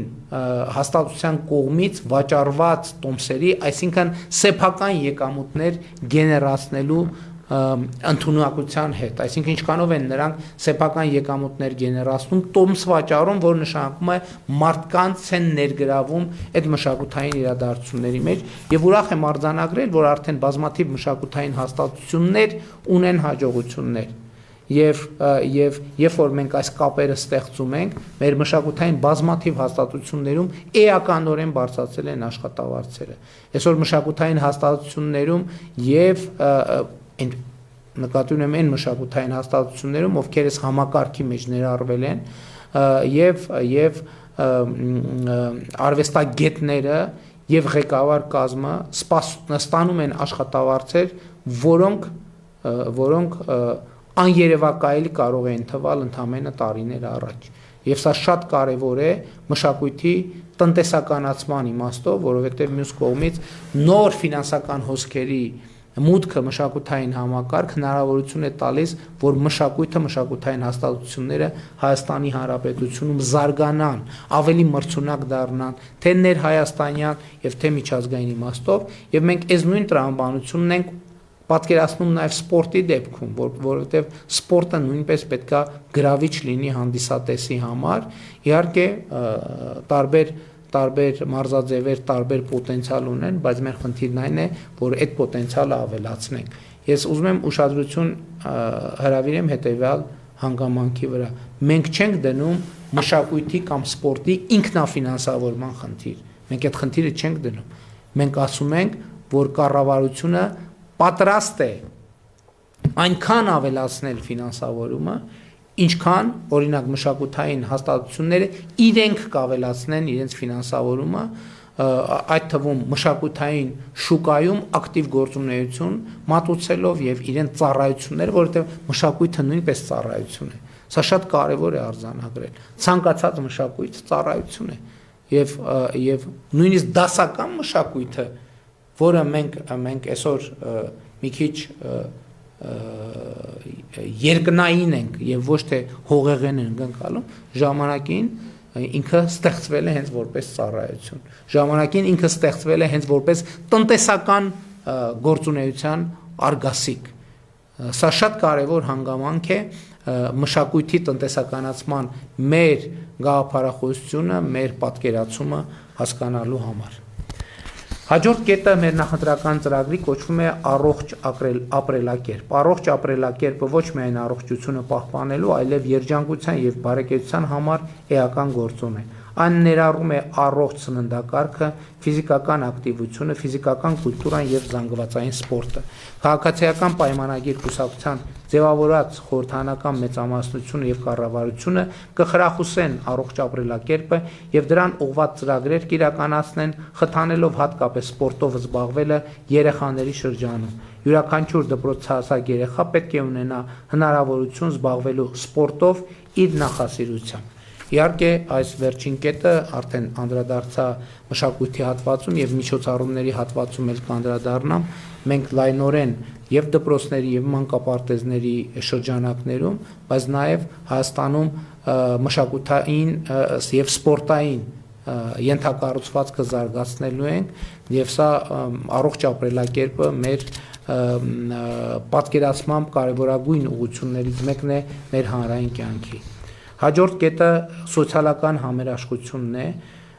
Սոցիալական համերաշխության առանցքային սկզբունքն այն է, որ մարդը իր բարեկեցության աստիճանին հասնում է սեփական աշխատանքի միջոցով։ Հետևաբար պետության սոցիալական քաղաքականության առանցքում պետք է լինի մարդուն ավելի բարձր վարձատրվող աշխատանք ունենալու կամ սեփական ձեռնարկությունն ավելի շահութաբեր դարձնելու համար անհրաժեշտ կարողություններով օժտելը, ինչը հնարավոր է միայն կրթության միջոցով։ Միևնույն ժամանակ սոցիալական համերաշխությունն անհնար է առանց ներառականության։ Պետությունը պետք է հետևողական քայլեր ձեռնարկի կանանց տնտեսական հզորացման ուղղությամբ, վերացնելով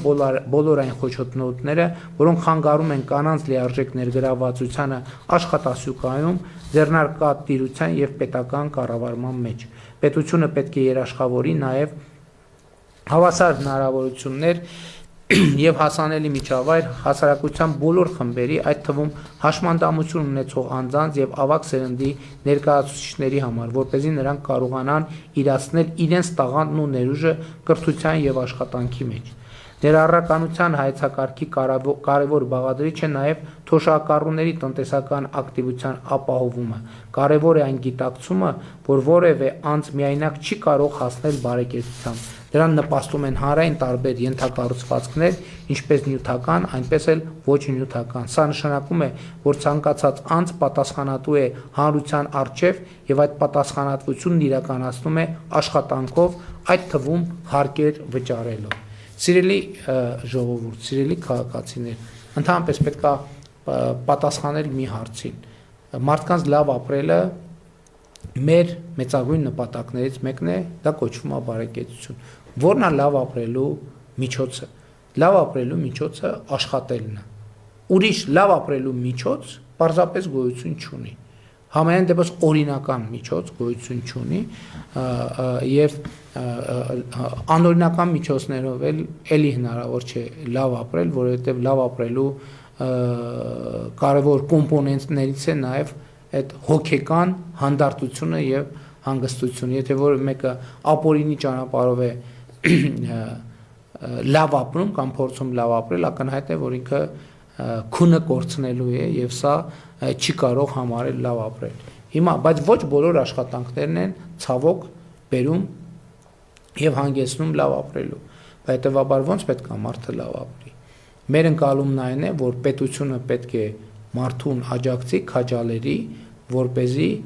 ինքը լավ ապրելու համար անհրաժեշտ ավելի լավ աշխատանք ունենալու առավել մեծ հմտություններ ձեռք բերի։ Նաև էս է պատճառը, որ մենք անդադ խոսում ենք կրթության մասին։ Էլի վերադառնալով այդ թեմային, ուզում եմ արձանագրել հետևյալը. եթե մեր մոտ որևէ բան չի ստացվում, եթե մենք չենք կարողանում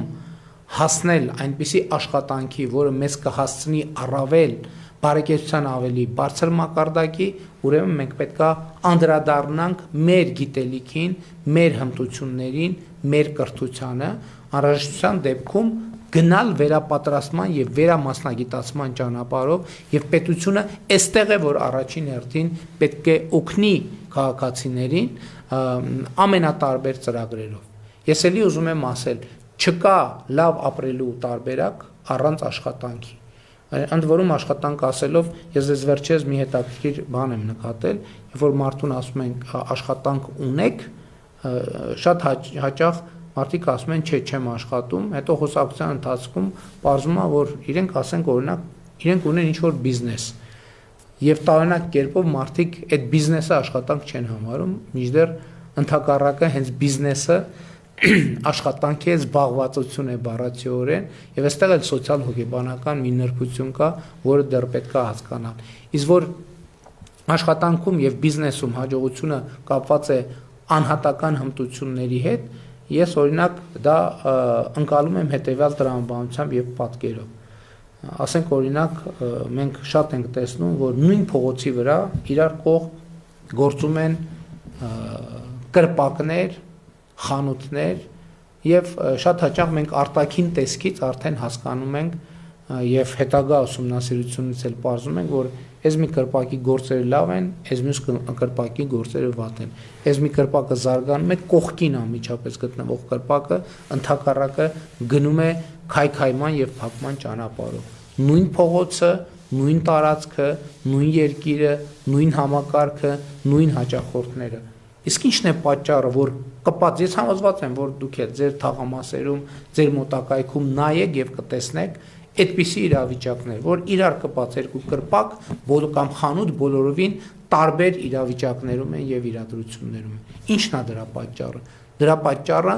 անհատական հմտություններն են, անհատական գիտելիքը, որովհետեւ երկուսն էլ նույն դաշտում են գործում, երկուսն էլ նույն պայմաններում, նույն եղանակային, օրենսդրական եւ բոլոր հնարավոր նույն պայմաններում են գործում։ Այս է պատճառը, որ մենք կարծում ենք, որ մարդու անհատական հմտությունները զարգացնելը պետության առաջնային պարտավորությունն է, եւ սա է պատճառը, որ մենք ասում ենք, պետությունը պետք է ուժեղացնի մարդուն։ Ինչով պետք է պետությունը ուժեղացնի մարդուն։ Առաջին հերթին կրթությամբ, իհարկե սկսած մանկապարտեզից եւ դպրոցից։ Իսկ ինչով մարդը պետք է ուժեղացնի պետությանը։ Մարդը պետությանը պետք է ուժեղացնի հարկեր վճարելով, որովհետև այդ վճարված հարկերի միջոցով այդ թվում պետությունը մարդկանց նորից եւ ավելի ուժեղացնելու հնարավորություն է ստանում։ Իմիջիայլոց ուզում եմ անդրադառնալ նաեւ հարկերը դեմոնիզացնելու քաղաքականությամբ, որովհետև նրանք, ովքեր դեմոնիզացնում են հարկերը, նրանք խոսում են պետություն չունենալու, անկախություն չունենալու, ինքնիշխանություն չունենալու, զարգացում չունենալու, անվտանգություն չունենալու, խաղաղություն չունենալու օգտին։ Սա բացարձակապես անընդունելի է։ Պետությունը նույնպես ընտանիք է։ Ընտանիքը ո՞նց է ապրում։ Ընտանիքը ապրում է հետևյալ կերպ։ Մարդիկ աշխատում են,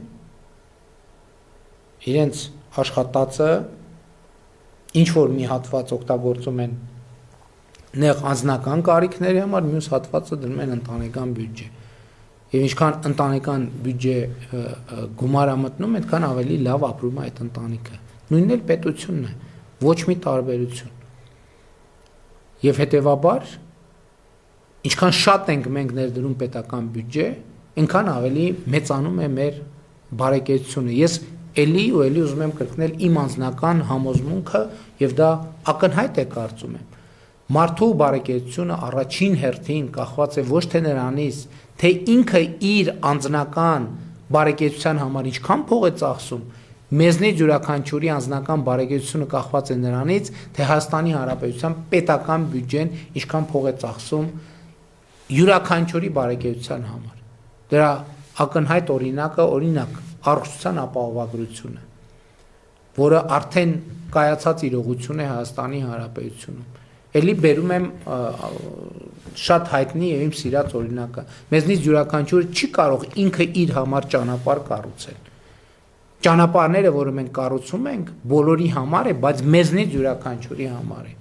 Որտեւ եթե մենք նույնիսկ ամենաճոխ ավտոմեքենան ունենանք եւ ճանապարհներ գոյություն չունենան, այդ ճոխ ավտոմեքենաները շատ արագ ջարդուփշուր կլինեն եւ հետեւաբար մեր բարեկեցությունը այդ մեքենան վայելելու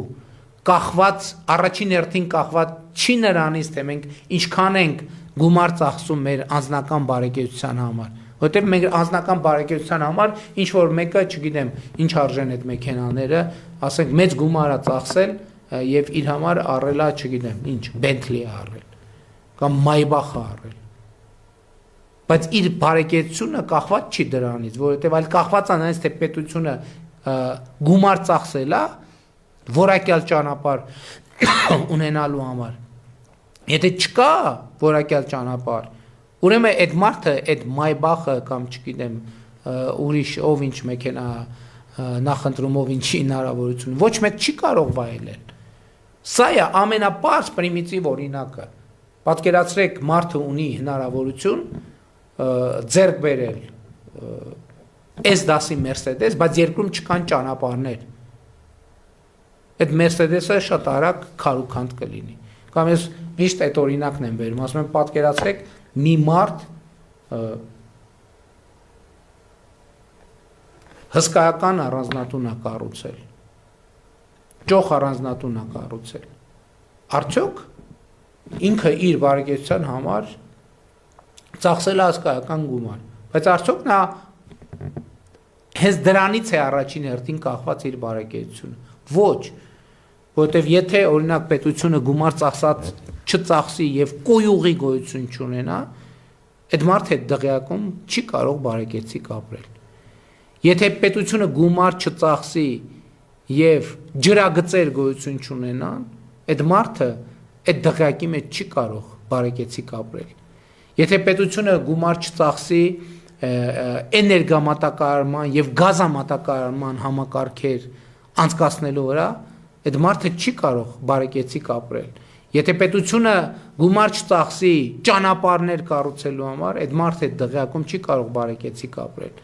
Եթե պետությունը գումար չծախսի իրավակարգ եւ անվտանգություն ապահովելու համար, ասենք օրինակ ոստիկանություն չլինի երկրում, քննչական մարմիններ չլինեն, 10 օրվա ընթացքում այդ դղյակից քարերը կմնան, որովհետեւ այնց կթալանեն, որ այդ մարդու վրա սկի խաբար չի լինի։ Եթե պետությունը գումար չծախսի առողջապահական համակարգ ունենալու համար, այդ դղյակը, այդ մարդը չի կարող վայելել։ Եվ այլն, այսպես դպրոց, մանկապարտեզ եւ ամենատարբեր բաներ։ Սա է պատճառը, որ ես ուզում եմ ասել, որ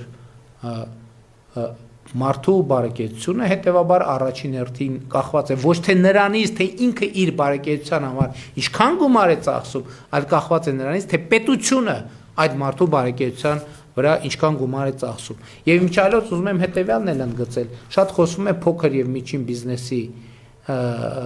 վերաբերյալ, բայց մեր փորձը ինչ է ցույց տալիս։ Եթե լինում են մեծ սողանցքներ են լինում, այդ փոքր եւ միջին բիզնեսի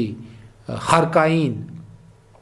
արտոնություններից օգտվում են խոշորները, ինչպես կտրտում են իրենց բիզնեսները դարձնում, մի հատ խոշոր բիզնես դարձնում են 15 հատ փոքր բիզնես եւ հանգիստ շրջանցում են հարկային համակարգերը։ Իհարկե մենք նաեւ հետագա շարադրման մեջ կտեսնենք այդ թեման, որ մենք իհարկե աշխատում ենք եւ կաշխատենք միշտ հարկային հնարավորինս լավ համակարգ եւ կանխատեսելի համակարգ ունենալու շուրջ եւ մենք այս թեմայով բաց ենք քննարկումների համար, մենք քննարկում ենք եւ կշարունակենք քննարկել եւ կանխատեսելի համակարգ ներդնելը մեզ համար առաջնային խնդիր է, բայց հարկերի դեմոնիզացիան հակապետական գործունեություն է, դա նշանակում է ավիրել բարեկեցության բոլոր հնարավորությունները, դա նշանակում է ձևախեղել բարեկեցության հնարավորությունները, դա նշանակում է գործել ընդդեմ պետության։ Կա հարկ, կա պետություն, չկա հարկ, չկա պետություն, կա հարկ, կա ճանապարհ, չկա հարկ, չկա ճանապարհ, կա հարկ, կա անվտանգություն, չկա հարկ, չկա անվտանգություն, կա հարկ, կա ազատություն, չկա հարկ, չկա ազատություն, եւ այլն եւ այսպես շարունակ, այսպես կարելի է թվարկել դպրոց, մանկապարտեզ, առողջապահություն, անվտանգություն եւ այդպես շարունակ։ Հաջորդ կետը մեր նախընտրական ծրագրի կոչվում է շրջակա միջավայրի նկատմամբ հոգատար վերաբերմունքը եւ մենք կարծում ենք, որ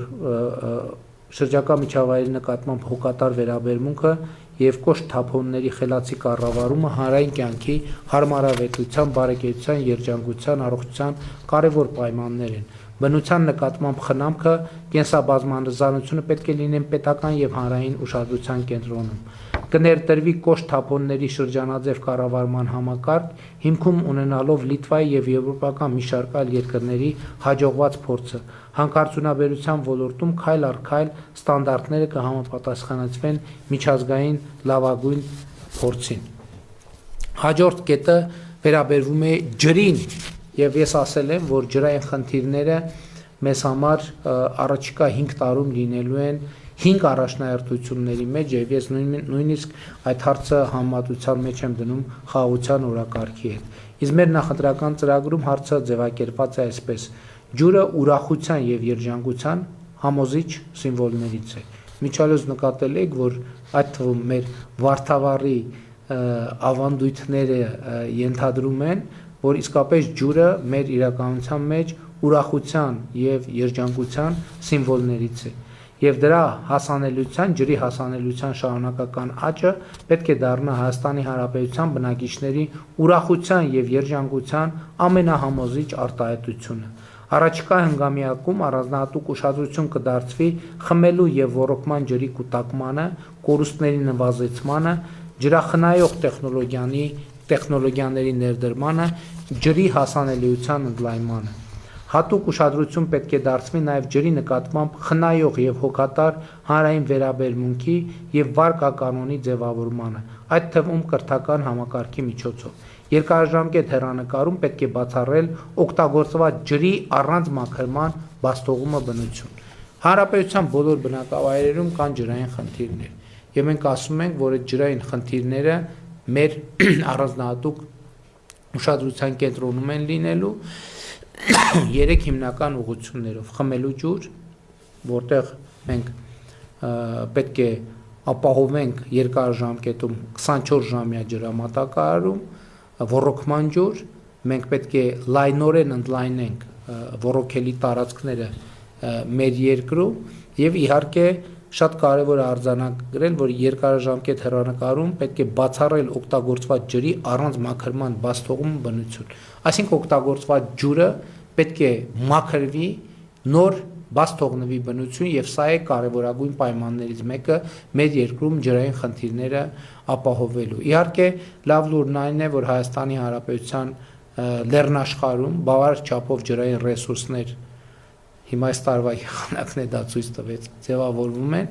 Մեր խնդիրն է այդ ջրային ռեսուրսները կուտակել եւ ճիշտ կառավարել եւ ջրային հարցերը մեզ համար լինելու են բացարձակ առաջնահերթություն։ Ջրի կառավարում, բայց նաեւ այստեղ էլ կրթական հարց կա եւ նաեւ ջրի նկատմամբ խնամքը, ջրի նկատմամբ հատուկ վերաբերմունքը նույնպես կարևոր պայման է, թե ինչ հաջողությամբ մենք այս խնդիրները կարողանանք լուծել։ Եվ դրա մասին ես կառավարության նիստերում եմ անդրադարձել, իհարկե պարզ հարց չի, ես խոսում եմ, բայց ես ինքս էլ նկատում եմ, որ շատ դժվար է այդ նոր գործելակերպը որդեգրել։ Օրինակ, այդքան ես խոսում եմ, ինքս ասում եմ, բայց շատ հաճախ արձանագրում եմ, հազար ներողություն ես կներեք մի քիչ բանի հիգիենայի թեմաների մասին խոսելու համար, անդադ արձանագրում եմ, որ ատամներ լվանալիս շատ հաճախ ջրի ծորակը շարունակաբար ինչպես նախկինում բաց եմ թողում եւ մենք թերևս պետքա որդեգրենք այն կուլտուրան, որ մասնավորապես ատամ լվանալիս պետքա ոչ թե հոսող ջուրը հոսող թողնենք, այլ բաժակով դա անենք, որպեսզի նման զարգացումները բացառենք։ Ընդ որում, ասենք մենք չենք պատկերացնում որ ենթադրենք Երևանի մասշտաբով միայն վերցնենք, ամեն մեկս 5 վայրկյան ծորակը ավել բաց թողեք, այդ տասնյակ հազարավոր լիտր ջուր է, որը կարող է էլի տասնյակ հազարավոր այլ մարդկանց այդ նույն կարիքները հոգալ։ Իհարկե սա երկարաժամկետ process է, ես օրինակ խոստովանում եմ, որ ես ինքս անընդհատ դրա մասին խոսում եմ, փորձում եմ աշխատել, բայց դա մինչև դառնա սովորություն շատ երկար ժամանակ կանցնի, շատ կարևոր է, որ մենք չվախենանք, խոսենք եւ խոստովանենք, որ փորձում ենք չի ստացվում, բայց եթե հետեւականորեն փորձենք, հաստատ մի օր կստացվի եւ մենք մեր կյանքում, այդ թվում ջրային կյանքում, մենք այդ արդյունքները անպայման կտեսնենք։ Իհարկե ջրի հետ կապված այլ ծրագրեր նույնպես կան եւ այդ թվում հաջորդ 16-րդ գյուղատնտեսություն բաժնում, որտեղ մենք ասում ենք, որ գյուղատնտեսություն ասելով այլևս պետք է հասկանալ նախ եւ առաջ ինտենսիվ գյուղատնտեսություն եւ բոլոր ջանքերը կենտրոնացնել Հայաստանում ինտենսիվ գյուղատնտեսությունը ընդլայնելու վրա։ Օրգանիկ եւ փորձարարական գյուղատնտեսությունը նույնպես պետք է դիտարկել այս տրամաբանության մեջ։ Եվ սրա մասին էլ մենք բազմիցս ենք խոսել, այդ թվում ջրային թեմայի հետ կապ ունի այս հարցը, որովհետեւ ջուր խնայող տեխնոլոգիաները էականորեն մեծացնում են գյուղատնտեսության արդյունավետությունը, կաթիլային ոռոգում եւ այլն, եւ նաեւ ջրի խնայման մեծ էֆեկտներ են ունենում։ Կարճ ասած, այն ջրաքանակը, որ մենք սովորաբար օգտագործել ենք, ենթադրենք 1 հեկտար այգի ոռոգելու համար, այդ նույն ջրաքանակը կարելի է օգտագործել 2, 3, 4, 5 հեկտար այգի ոռոգելու համար, բայց իհարկե այստեղ ակնհայտ մի օրողություն կա, որ հնուց տնկված ծառերը հնարավոր չէ այդպես այգիները տրանսֆորմացնել որպես ինտենսիվ այգիների, այդ է պատճառը, որ մենք մեր նախընտրական ծրագրում եւ դրա մասին կխոսենք դեռ կարևոր ենք համարում, որպեսզի մենք գյուղացիներին, գյուղացիական տնտեսություններին աջակցենք, որպեսզի նրանք այդ արդեն հնացող տեխնոլոգիաներից կարողանան անցում կատարել նոր ինտենսիվ գյուղատնտեսության տեխնոլոգիաների, որը իհարկե եւ աշխատանքի արդյունավետությունը, եւ բերքատվությունը, եւ սպասվող շահույթներն ու եկամուտները էականորեն կավելացնեն, մյուս կողմից ծախսերը, այդ թվում ջրի ծախսը էականորեն կկրճատեն։ Հաջորդ կետը վերաբերվում է Հայաստանի գյուղերից եւ մենք ձևակերպել ենք այսպես. Հայաստանի գյուղերը ցեխի միջից դուրս բերելը կշարունակի մնալ կարևոր խնդիր մարդկանց հարմարավետությունը, բարեկեցությունը եւ երջանկությունը ապահովելու տեսակետից։ Մենք վերջին տարիներին, վերջին 8 տարում Հայաստանի բազմաթիվ գյուղերում բազմաթիվ փողոցներ ենք սալարկել, նորոգել, այնպիսի փողոցներ, որոնք իրենց կյանքում երբեք այդ գյուղերի պատմության մեջ երբեք սալարկում, այսինքն բարեկարգ փողոց չի եղել, եղել է ուղղակի հողե փողոց, որը սովորաբար փոշու մեջ է, անձրևի ժամանակ ցեխի մեջ, եւ մենք Հայաստանի Հանրապետության գյուղերը ցեխի միջից անելը շատ կարեւոր քաղաքական, տնտեսական խնդիր ենք համարում, որպեսզի գյուղում ապրելը ինքնին չնշանակի զրկված լինել։ Ես միշտ այդ օրինակն եմ բերում, որ գյուղում կանայք կաբլուկով կոշիկ հագնելու հնարավորությունից չի նշանակում, որ պետքա զրկված լինեն, եւ մենք այո բարեկեցություն ասելով նկատի ունենք նաեւ բնականաբար բարեկեցություն գյուղական վայրերում։ Եվ նաև այս մեր գյուղերի ցեխի մեջ լինելն է նաև, որ արտագաղթի գյուղական բնակավայրերից դեպի խոշոր բնակավայրեր արտագաղթի պատճառ է դառնում, եւ մենք այսպիսի պատճառներ կան, որոնց հետ չենք էլ առերեսվում, բայց դրանք լրջագույն պատճառներ են, եւ մենք այո Հայաստանի Հանրապետության գյուղերը ցեխի միջից հանելը մեր կարևորագույն տնտեսական, քաղաքական, սոցիալ հոգեբանական խնդիրներից է։ Միայն մի խնդրանք ունեմ, հնարավոր չէ տանել միանգամից։ Ես հույս ունեմ բոլորը տեսնում եք, որ այդ process-ները սկսված են, ընթանում են եւ միանշանակ այդ process-ները առաջ կգնան։ Ինչպիսի արագությամբ ես էլի եւ ինչ ծավալով ես էլի անընդհատ կրկնում եմ նույն բանը, այն ծավալով, ինչ ծավալով մենք ամեն անգամ առևտուր անելիս կպահանջենք եւ կստանանք ՀԴՄ կտրոններ։ Ինչքան շատ մենք ՀԴՄ կտրոններ պահանջենք եւ ստանանք, այնքան ավելի արագ, ավելի մեծ ծավալներով մեր գյուղերը դուրս կգան ցեխի միջից, այնքան ավելի մեծ ծավալներով մեր ճանապարհները գյուղական, ներգյուղական, միջգյուղական, ներհամայնքային, միջհամայնքային ավելի մեծ տեմպերով կկառուցվեն, չնայած մեծ հաշվով նաև մեր այսօրվա տեմպերը վատը չեն, բայց իհարկե միշտ էլ այդ տեմպերը ավելացնելու եւ որակը ավելացնելու տեղ կա։ Հաջորդ մեր նախընտրական ծրագրի կետը հետևյալն է. վայրի եւ ընտանի կենդանիների պաշտպանությունը կլինի քաղաքացիական պայմանագիր կուսակցության ձևավորած խորհրդանական մեծամասնության եւ կառավարության ուշադրության կենտրոնում։ Միևնույն ժամանակ թափառող կենդանիներից քաղաքացիների պաշտպանության ուղղությամբ կձեռնարկվեն համալիր միջոցառումներ։ Հաջորդ կետը հանրային կառավարման ոլորտի բարեփոխումների նվազագույն նպատակն այն է, որ պետական եւ համայնքային մարմինները չխոչընդոտեն անհատի կազմակերպությունների ստեղծարար եւ լեգիտիմ գործունեությանը եւ անհարկի դժվարություններ չստեղծեն դրանց համար։ Առավելագույն նպատակն է այդ ամենում օգնել աջակցել անհատներին եւ կազմակերպություններին։ Այս խնդիրը լուծելու համար անհրաժեշտ է, որ հանրային եւ համայնքային ծառայությունը մրցունակ լինի մասնավոր հատվածում աշխատանքի հետ, որպեսզի ավելի ու ավելի շատ տաղանդների հնարավոր լինի ներգրավել հանրային եւ համայնքային ծառայություններում։ Սա եւ բովանդակային, եւ իրավական, եւ տեխնիկական իմաստներով էականորեն կբարելավի հանրության եւ յուրաքանչյուր անհատի կյանքի որակը։ Պետական պաշտոնյաների բարեվարկության ստանդարտների եւ հակակոռուպցիոն համակարգի հետագա զարգացումը նույնպես հանրային կառավարման արդյունավետությունը բարձրացնելու համար էական նշանակություն ունի։ Մեր հաջորդ կետը վերաբերվում է գիտությանը։ Գիտությունը պետք է զարգանա ոչ միայն հիմնարար ուղղությամբ, այլև պետք է ստեղծի կիրառական գործիքներ հանրային եւ պետական կյանքը, տնտեսությունը եւ կրթությունը տեխնոլոգիաների օգտագործումն առավել արդյունավետ դարձնելու համար հանուն հանրային բարեկեցության եւ զարգացման։ Գիտության զարգացման մշտական ուղեկից եւ խթան պետք է լինի։ Գիտությունը զարգացման մշտական ուղեկից եւ խթան պետք է լինի։ 2026-2031 թվականների ընթացքում գիտության ֆինանսավորումը կաճի եւ կհասնի հնայի 1%-ի։ Ես այս վերջին կետերը մեկնաբանելով ուզում եմ ասել հետևյալը,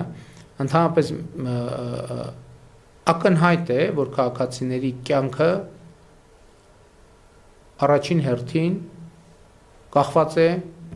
կյանքի որակը առաջին հերթին կախված է պետական համակարգերի եւ համայնքային համակարգերի աշխատանքից։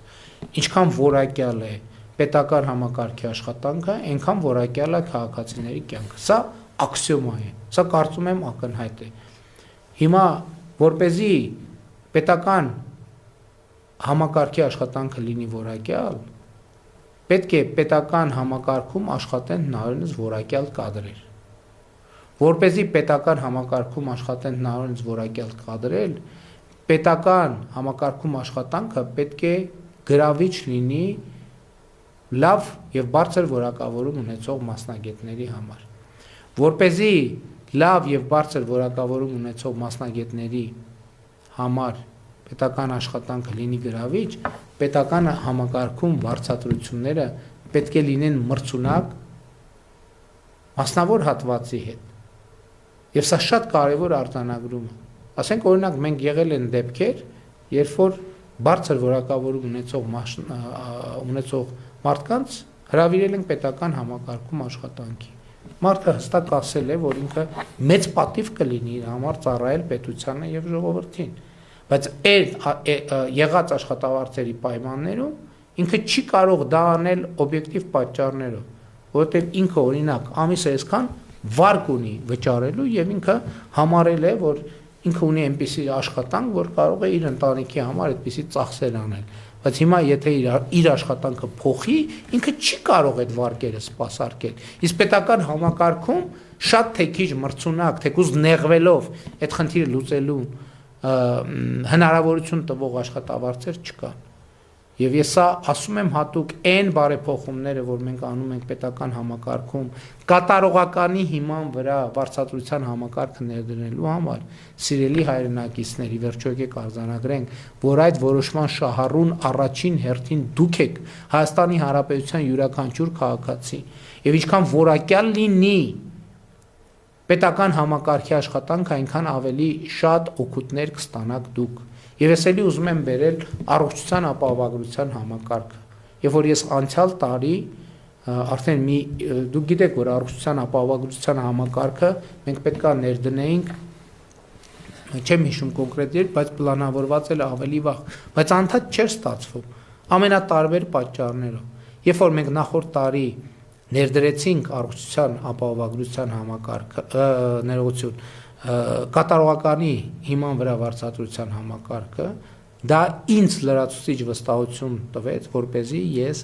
պետական համակարգի առաջ խնդիր դնեմ, ասեմ գնացեք եւ աշխատեք, անհրաժեշտության դեպքում աշխատեք գիշեր ցերեկ, որպեսզի 2026 թվականի հունվարի 1-ից համակարգը աշխատի։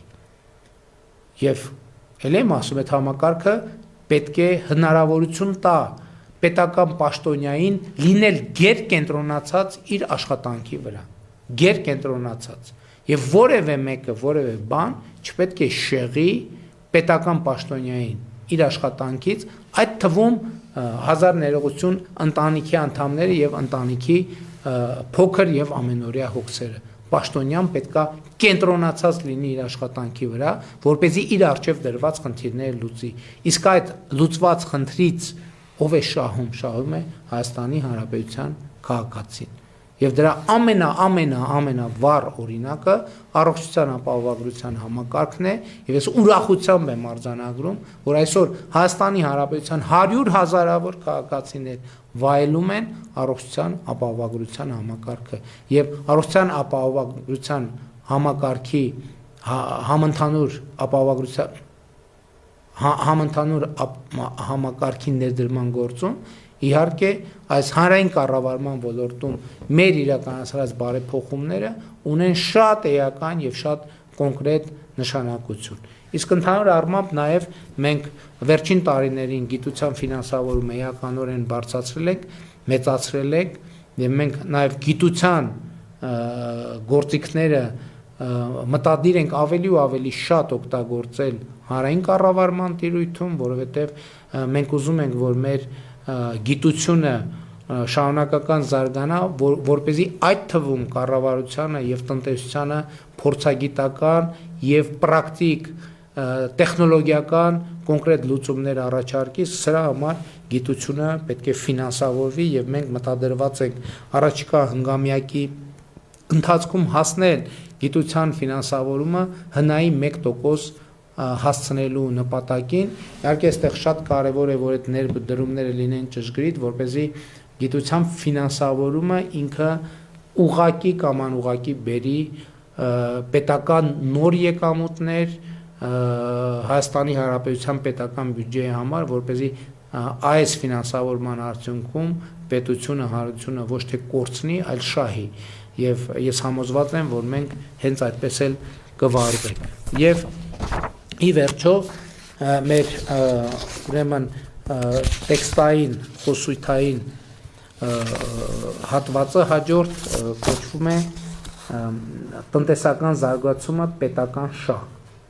Հայաստանի Հանրապետության պետական շահը տնտեսական զարգացումն է, որովհետև միայն տնտեսական զարգացման արդյունքում են ձևավորվում այն ֆինանսական միջոցները, որոնցով կառուցվում են դպրոցներ, մանկապարտեզներ, ճանապարհներ, ամրացված շրջաններ, վճարվում կենսաթոշակներ եւ այլ սոցիալական նպաստներ, իրականացվում առողջության ապահովագրության համար անհրաժեշտ ծախսեր, իրականացվում հասարակական կարգի պաշտպանություն, ֆինանսավորվում գիտությունը, դիվանագիտական ծառայությունը, բանակը եւ պետական կյանքի բոլոր ոլորտները։ Հետևաբար արտաքին եւ ներքին կյանքին վերաբերող բոլոր որոշումները պետք է ծառայեն Հայաստանի Հանրապետության պետական շահին, տնտեսական զարգացմանը։ Հարկային կարգավորումները մի կողմից պետք է ապահովեն պետական եկամուտների կայունությունն ու աճը, մյուս կողմից առավելագույնս կանխատեսելի միջավայր ստեղծել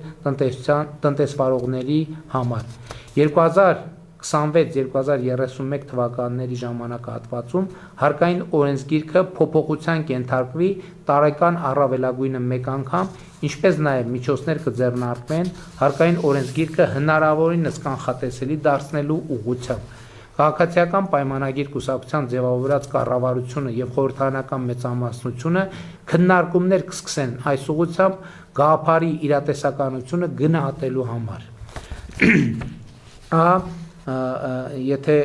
պայմանական ասենք, այսքանն էր մեր նախընտրական ծրագրի նարատիվային հատվածը, այսինքն զուտ հայեցակարգային տեքստային հատվածը, որից հետո մենք նշում ենք այն կոնկրետ քայլերը, որոնք կիրականացնենք 2026-ից 2031 թվականի ընթացքում, բայց քանի որ այսօրվա ներկայացումն էլ արդեն համարյա 2 ժամ տևում է եւ այնուամենայնիվ աշխատանքային այլ գրաֆիկ կա, ես այսօրվա ներկայացման հատվածը այստեղ կընդհատեմ, կդադարեցնեմ եւ թերևս վաղը էլի նույն ժամին ես արդեն կներկայացնեմ այն կոնկրետ կետերը, որոնք ներառված են քաղաքացիական պայմանագիր կուսակցության նախընտրական ծրագրում։ Շնորհակալ եմ, որ հետևում եք